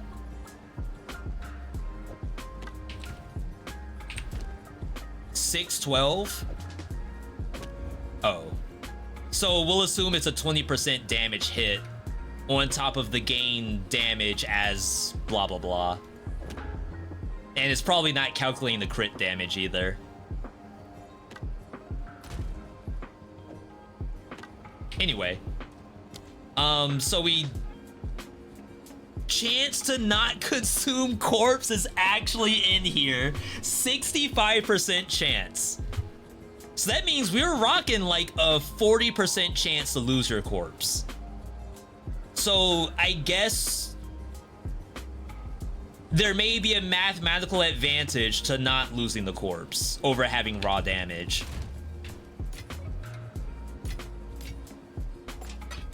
I'm not a math major, so I'm not gonna look into that. I'll assume someone else can. Exalt. What do we need to hit here? Bleed magnitude. Area of effect. I don't know if that's a suffix or not. Oh, we're looking for prefixes. Rip. F's in the chat. We didn't hit. Welcome to Pádhraic Exile. 5 fire res. 7 minion life. 15 energy shield. It's gotta be the fire res. Do I dare corrupt it though?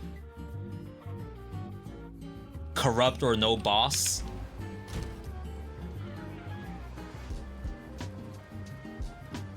You gotta.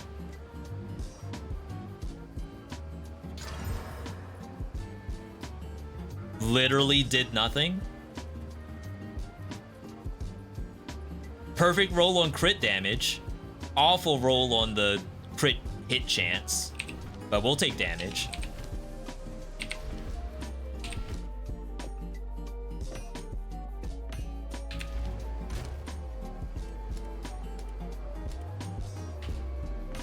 All right.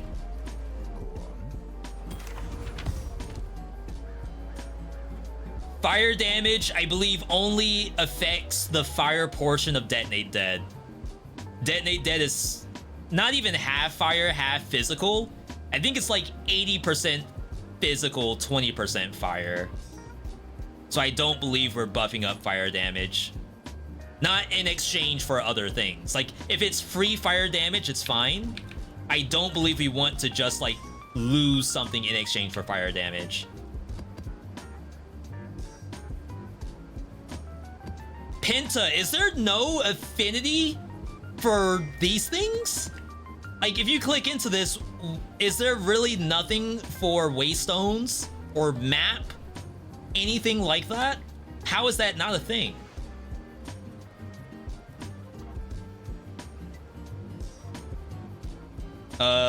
Do I really not have tier 11 maps? Uh-oh.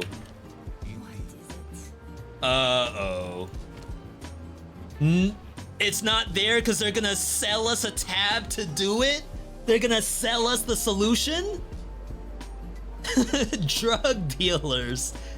They're not selling us.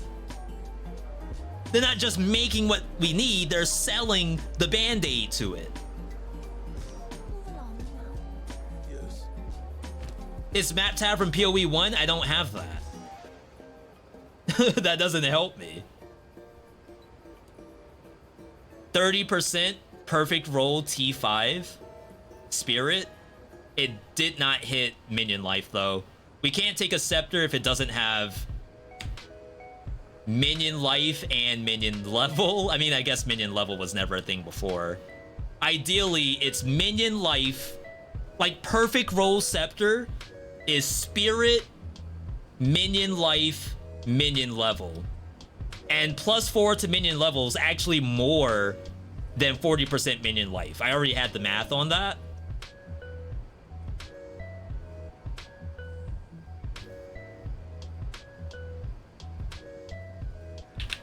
We would just need it to show up. Can Gwenin hook us up? This is not Gwenin. We're pretty far from her. All right, looks like we're doing tier 12.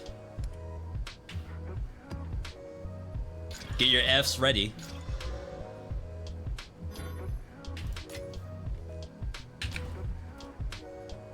They let you reforge lower maps into higher ones. It's such a climb though. Like to get from level 1 to level 11, which is where we're at, is gonna be probably like 100 level 1s or something. I'm highballing it. But like I don't even have enough 10s to make 111. I would have to make 10s, which I don't even have enough 9s for. The conversion rate, the inflation on these stupid maps is nuts.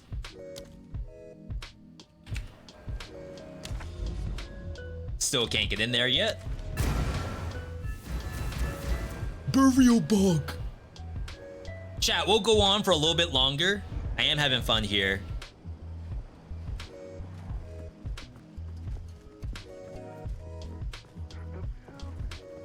Takes millions of T1s to get even one tier 15. Holy. I mean, stuff died. I was gonna say, I feel sluggish, but I have temporal chains on me. 65% chance that y'all don't die. We take those odds. How did you die? Ow? Coach, you asked a question about Unearth. I'm sorry I missed it. What was that question?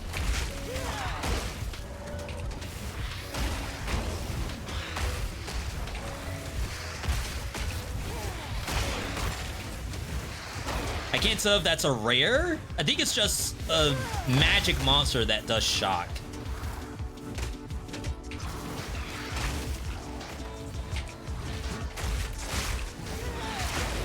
Like, what are my minions doing? Get over here. Like, why am I the only one on this side? Can Detonate Dead be used on unearthed minions with the right gems? I believe it is reviving skeletons only. If you read not you, if I were to read Sacrifice. Ah!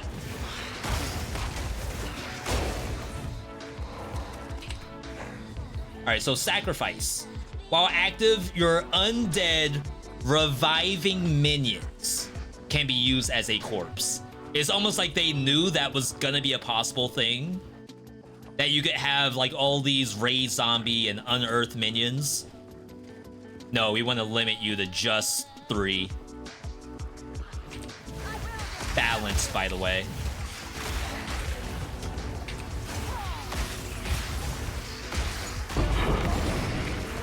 Tier 1? Sheesh. Sheesh.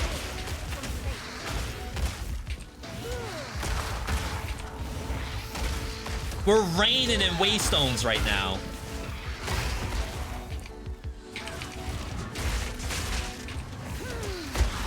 For those who don't know, I'm on tier 11 right now. Tier 1. I mean, you could put 2 1s together, I guess. Maybe that's the same thing as 11. I don't think it works that way in this game. Oh, that's not a surface I can walk on. I could die here.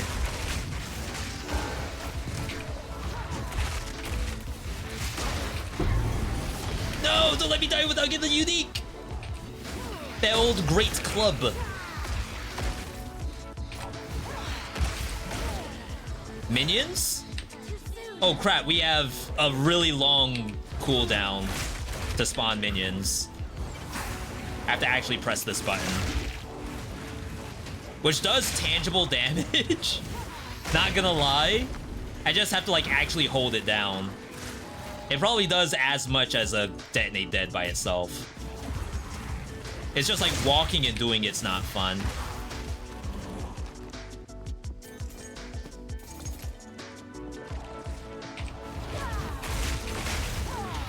I mean, I gotta say, it feels like I'm not hurting for damage after like losing out on that wand.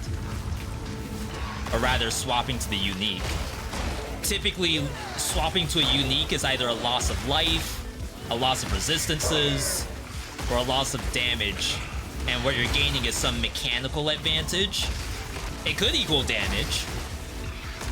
But typically, you're trying to like circumvent or break a mechanic.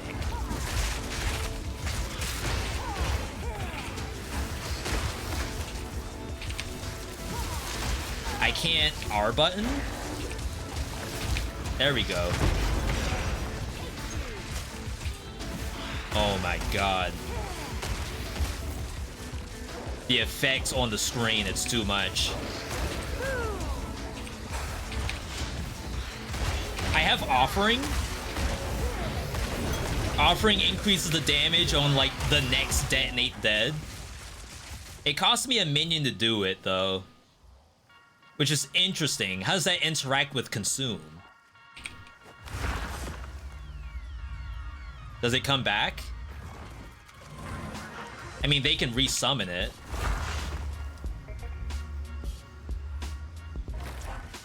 No, these things are definitely dying.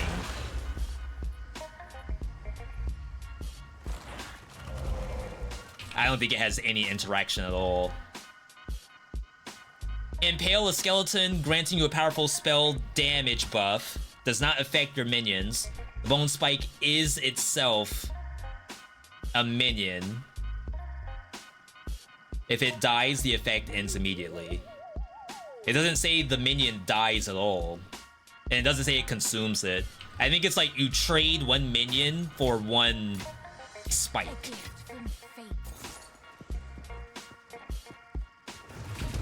It has nothing to do with consuming or dying or anything of that nature. Crap!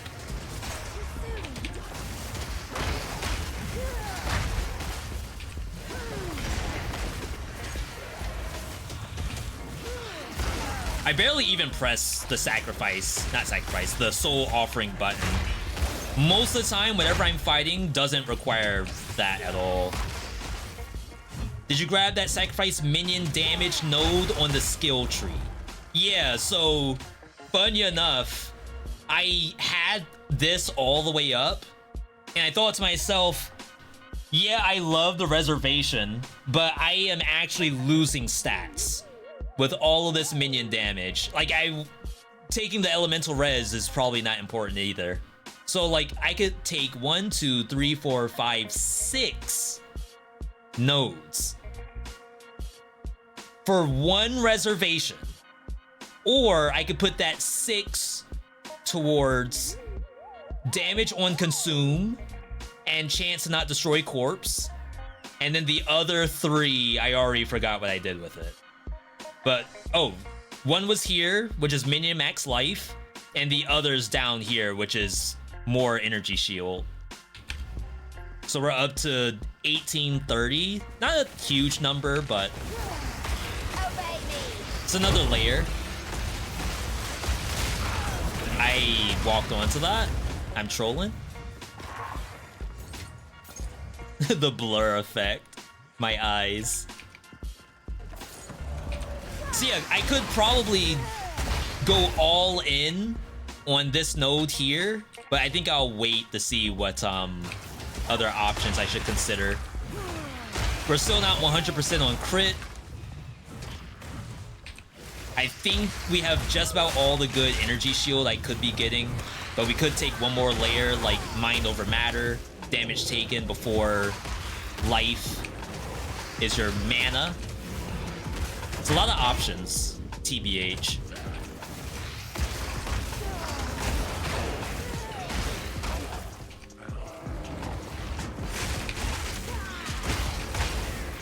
I am feeling like the reduce consumption rate's actually really good. Like sometimes I accidentally detonate a cleric, and whenever that happens, the damage just drops. If you think about it that way, to be -1 on a cleric means I'm no longer reviving the minions, which is actually a DPS loss.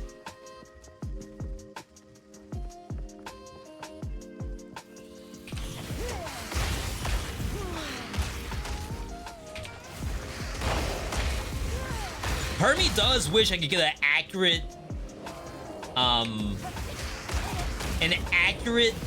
parse if this Bone Storm does more damage than Detonate Dead. I think it's not spammable, so like from a DPS number it's probably worse, but it shreds armor, which makes me feel like I should probably use it before the Detonate Dead, but if I just did the Detonate Dead in the first place, the monster would be dead. I should have checked that there was Expedition on that map.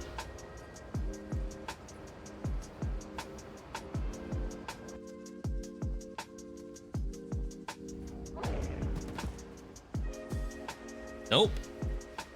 Clean. And that was level 12. And I got like no waystones out of it. Might have to pray and cry at the same time. Physical damage up, grow hit chance up, reduce attack speed, 10 strength, maim on crit. At one point, I did want this character to be a melee bleed and critical hit, because you could path on this side to get lots of life, prevent hits from your life, energy shield gained from your body is added as extra life, and then instead of getting all the spell stuff, like spell damage, leech, crit spell damage, instead you would go this way for physical, and then do some kind of like melee physical hit for bleed. But I don't think there was a single physical skill I saw in the game that I actually want to play. Maybe once it's out of early access and we have more, that might be a thing. Which means the odds of me playing this is 0. V, sell it! That's 10 exalts! Until next time. I guess I can be selling these too, because the wand does seem legit. If I find one more of these, I'll corrupt it. I think that's the next goal for this, is to corrupt it.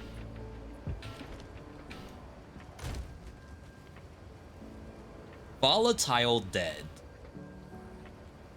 I'm curious to see what that number even looks like.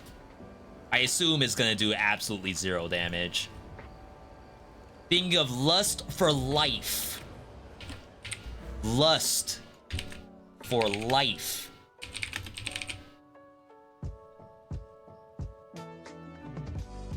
Imagine hearing a millennial say that. Is that not a node? Am I blind? V, it's right in front of you?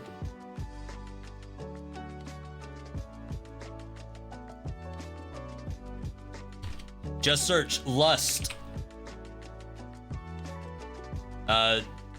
Chat, if you're gonna do that, make sure you're doing it in your own private time.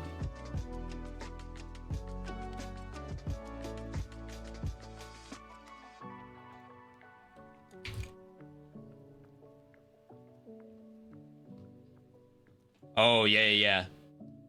40% increased minion damage. Yeah, if my minions actually did damage. Like, I could have leaned into this, but the minions themselves, this is interesting. Because it's like, obviously you need... I think this would be good for Unearth, because like you need minions, right? And then you need enough minions that you can actually kill off 2 of them. I guess Skeletal Reavers is also possible. I used to run Skeletal Reavers when I was actually doing this, because they would help to detonate the spikes, but that's not necessary anymore. All right.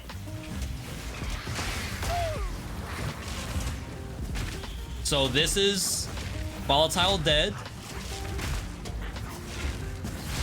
It does not kill. These spiders are staying alive for quite a while. It's spammable, I guess. But imagine doing this instead of just pressing W and watching them melt.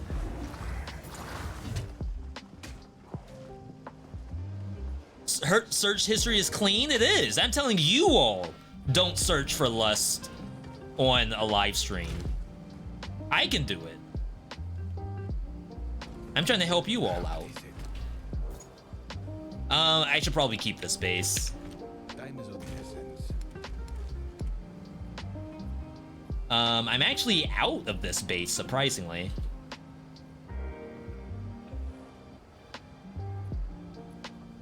I have to go through all this stuff.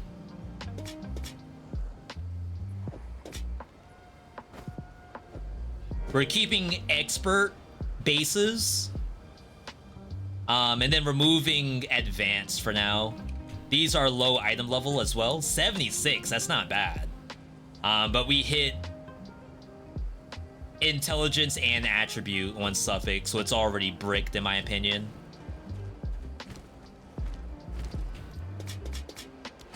Only 1 open suffix means only 1 resistance. 20 lightning, 13 chaos. I guess technically if you go mind over matter, mana's important. But in my opinion, I bricked on the intelligence. So that's not even worth the chaos to re-roll it. What can I do for you? All right. I'll be here, waiting. Just search for lust from FMA.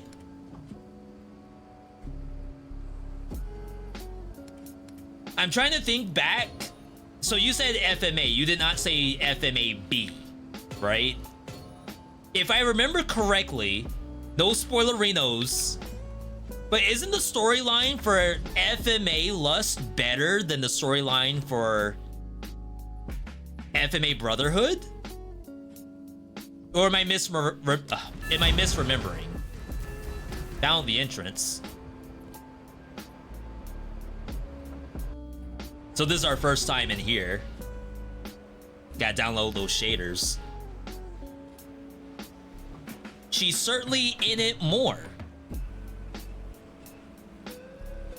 Yeah, I think, and again, no spoilerino, I think the storyline there is better. Just for that character. The rest of it's probably not as important as Brotherhood.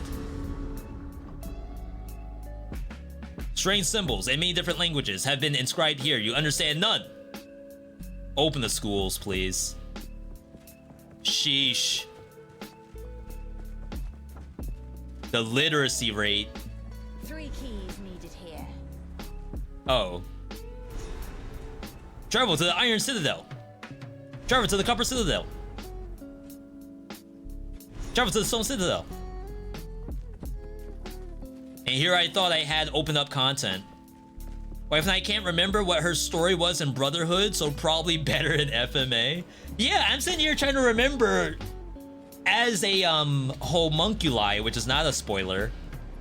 She's from something, obviously. But what that something is, I don't feel like is as impactful as it was in FMA. And that's not me like being a hipster.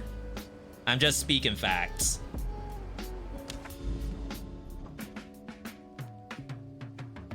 All right, I do need Breach.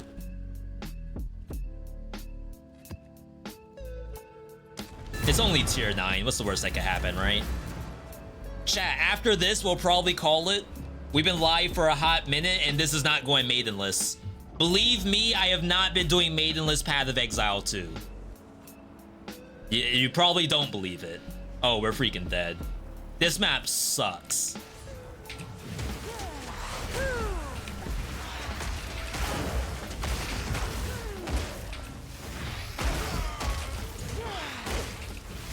It might be a little easier now that I have Spell Cascade, but this map has a big line of sight issue where she actually can't see around these corners.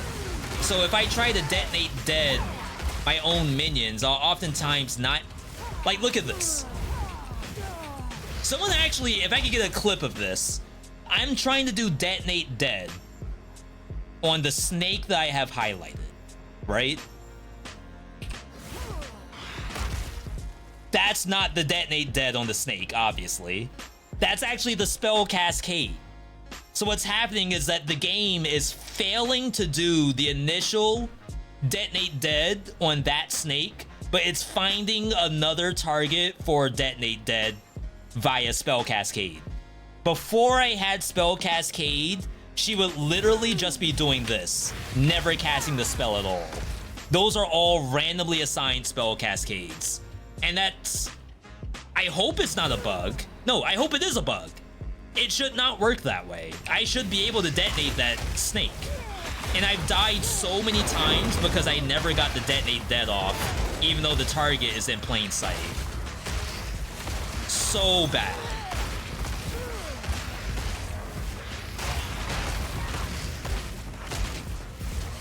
I actually don't think it can spell cascade into the room. It's like it has to be within her line of sight to even get the cascade portion. So like there's a snake right here, and I would love to spell cascade the snake itself. But it's like, I only got one detonate just then, and it just cannot find its way around this corner. And you could say, well, V, of course you can't cast a spell around a corner.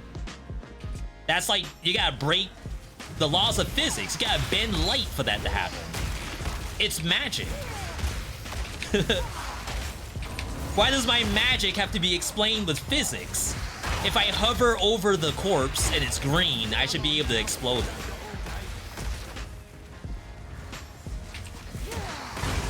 That being said, I've died to these snakes probably more than I've died to anything in this game.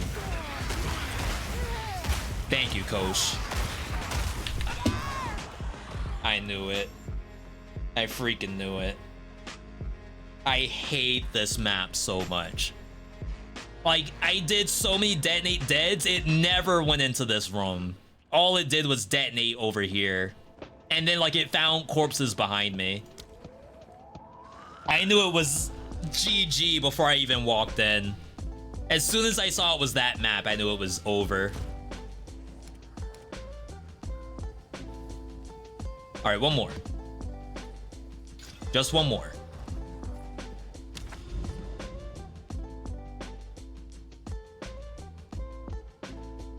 Fully and truly one more. Isn't Val Factory also really bad? I think this map has the same issue, right? It's a ruin with hallways?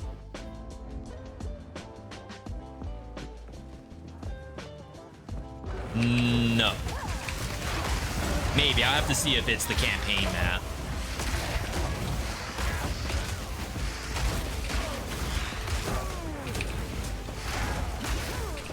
Not me being in the room with no minions. Not me getting meleeed down. Like Wolverine beating on Cloak and Dagger. This is actually a bad map for us. So this is the last map of the campaign. It's a very, very cool map. I really, really like it. But I can't stand still on this map. I'll die. Help! Minions!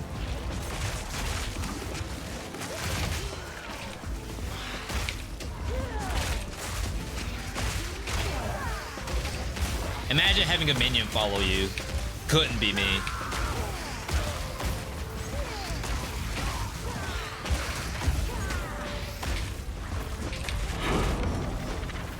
tier 8.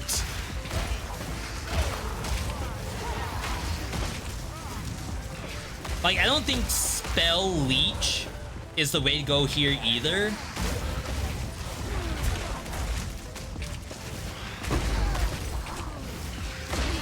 If I'm using Spell Leech, that means they're getting through my energy shield. Not all things even require line of sight in this game. Oh, snap. You're telling me I'm using an inferior build. Imagine needing line of sight. Lol. This guy needs line of sight. What?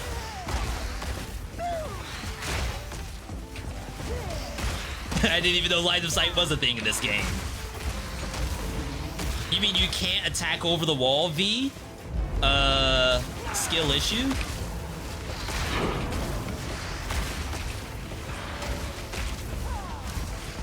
You could also say, alright, V, you actually don't have to target. You're playing Detonate Dead, just clicking the floor. Do you need more help? Do you need it to be less complicated than click the floor and stuff randomly blows up? Hey, that's toxic. This is hard.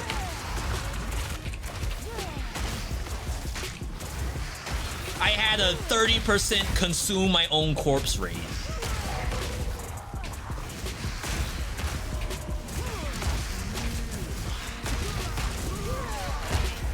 Like, I have minions that don't even follow me.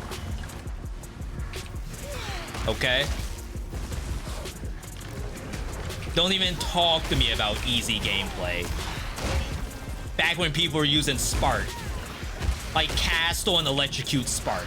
Ain't no way. Where are my minions at?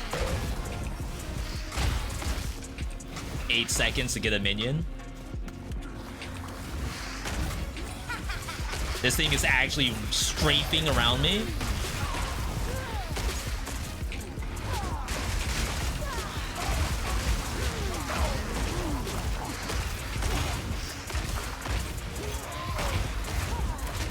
I don't know why I never have energy shield.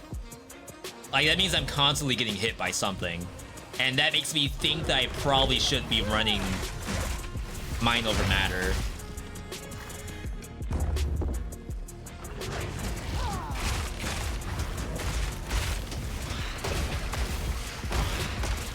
How many points am I away from that?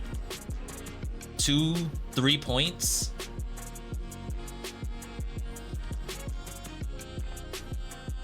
I don't think there's anything I'm willing to kill off to test it.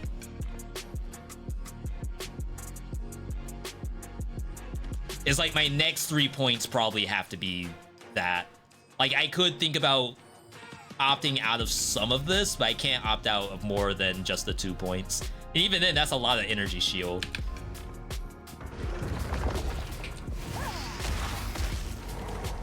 See, like, I shouldn't be able to detonate dead into that corner. Oh, is this the boss? Oh no! Crap! Move!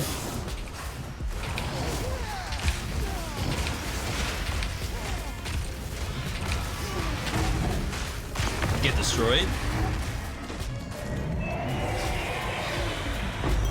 Sheesh. Close one, chat. Close one. They almost had us. We're good here. Now, I don't know how many of those were crits. Our crit rate, I don't even think is accurate. 25%. And then on crit,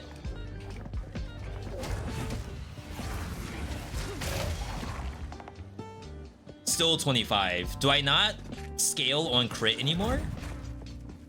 That was a thing I used to do. No, 25%. All of these are crits. Like, every bone storm is a crit, basically, because there's so many bullets. And you know they're all crits because it does this explosion animation that explosion is actually a different thing. Oh crap, we're not done with the map. I thought I only had to fight the boss. There's rares. Urgot? Not League of Legends references.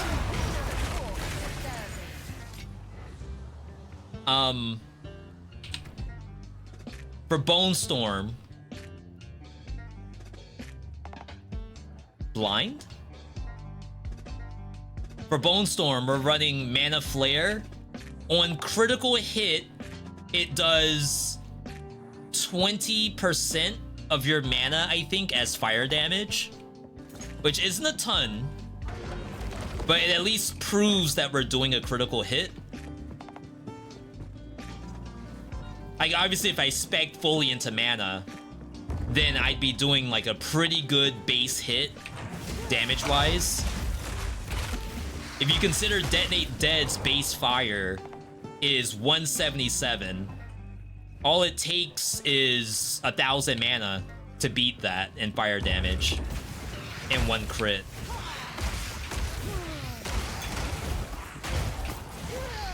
I don't know if the Mana Flare itself can crit. That'd be kind of sick if it can. The game doesn't do me like a very good job of proving to me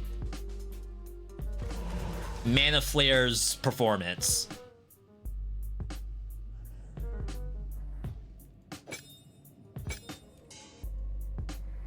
So like all it says is 20% of fire damage. It doesn't actually tell you what the Mana Flare is. And if you go here, the explosion is actually something that Bone Storm does by default.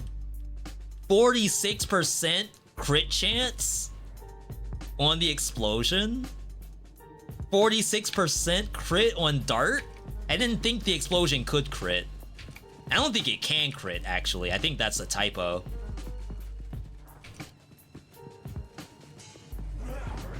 Oh, snap! Basically, the monsters get stacks in them, and then when a minion hits it, it detonates the stack, but the detonate does 0 damage. So I'm pretty sure it doesn't crit.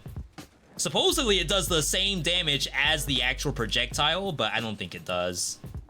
The tooltip claims it does. But in reality, I don't think it does.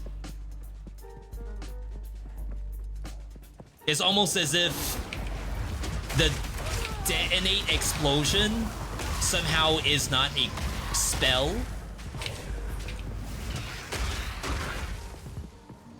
It only activates on an attack. So I wouldn't be surprised if somehow it is considered an attack and not a spell. Is that 2 rares? It is. Complete! Tier 7. Hooray.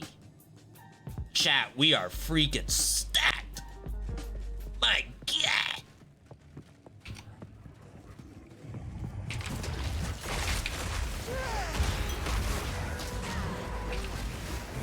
I'm gonna full clear and die. That's what's gonna happen. That's why I leave. The longer I stay on the map, the more chances I have to die.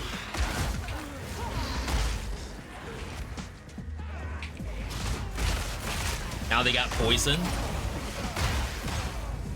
Even though I should be resistant. There ain't no more waste stones on this map. Who are we kidding?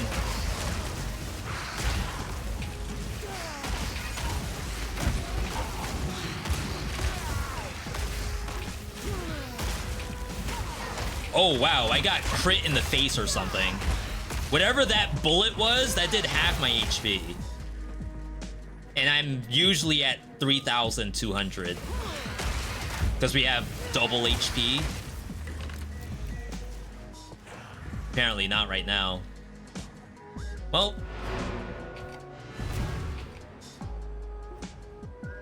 We tried.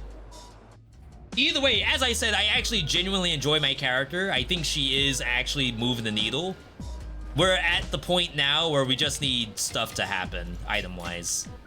And not to say that nothing's happening at all. Not to say we're grinding necessarily, but that's all we're waiting on. I'm waiting on minion life, minion level, spirit on a wand. No, not wand, this is a scepter. Minion level, energy shield, crit chance life on helmet. Spirit resistances on armor. The rest is whatever. I guess just stats on gloves, I don't care. Move speed, resistances, attributes on boots. And then rings or whatever, belts, whatever. Amulet. I still have to put my royal back on for AoE size. But anyway, that's Path of Exile. Again, if you haven't seen it before, you have to buy into the early access if you want to actually give it a try. I enjoy it. But again, my most played game, they're actually blocking me. My most played game last year was PoE 1. And again, we got that from the replay or rewind, whatever it is that we were looking at earlier. This was the breakout last year. So I mean, of course I'm playing PoE 2. I haven't made any content on it because I'm just playing the game. I have nothing planned for it right now. Still doing our same stuff, roguelikes and action games. If I end up with a vid that I think I'd enjoy making for PoE 2, you know where to find it. YouTube. Also keep up on socials, Twitter, Discord. We're good to go, people. Really good segment today. Enjoy going through Twitch recap. If you're part of the 38 million hours watched, I thank you for tuning in on each stream that we do. We will possibly stream tomorrow, same time. It'll be the last stream. We will not be live on Wednesday. We will maybe be live on Saturday. We'll see. But otherwise, if I don't see you tomorrow, then I'm wishing you a happy new year. If there's one thing that we can all do, I guess, is have a happy new year. 2025, I have a lot of plans content-wise, things that we've never done before. I have more YouTube channels that I have actually made, all with no videos yet, just waiting on the new year. And then we did some resolutions earlier. So hopefully with the resolutions, we might be able to move the needle even more. Either way, thank you all for tuning in. Thanks for the bits, follows, subs, etc. New viewers as well. One was to rate more, I know, but see, I am already thinking that I'm already self-conscious. Already. It's not even January yet. Can we save that for the new year? Is that too bad? It's probably bad. New year, new me. We'll have raids, I promise. Just not yet. And probably not tomorrow either. But new year, new me, absolutely. Either way, again, thank you all for tuning in. Stream could not be possible without you. I will see you all tomorrow, same time, same place. Roguelikes, maybe dub a day. We'll see once we get there. Either way, follow on Twitter. Follow on Blue Sky if you don't like Twitter. Subscribe to YouTube. Follow the channel. And I'll catch you all on tomorrow.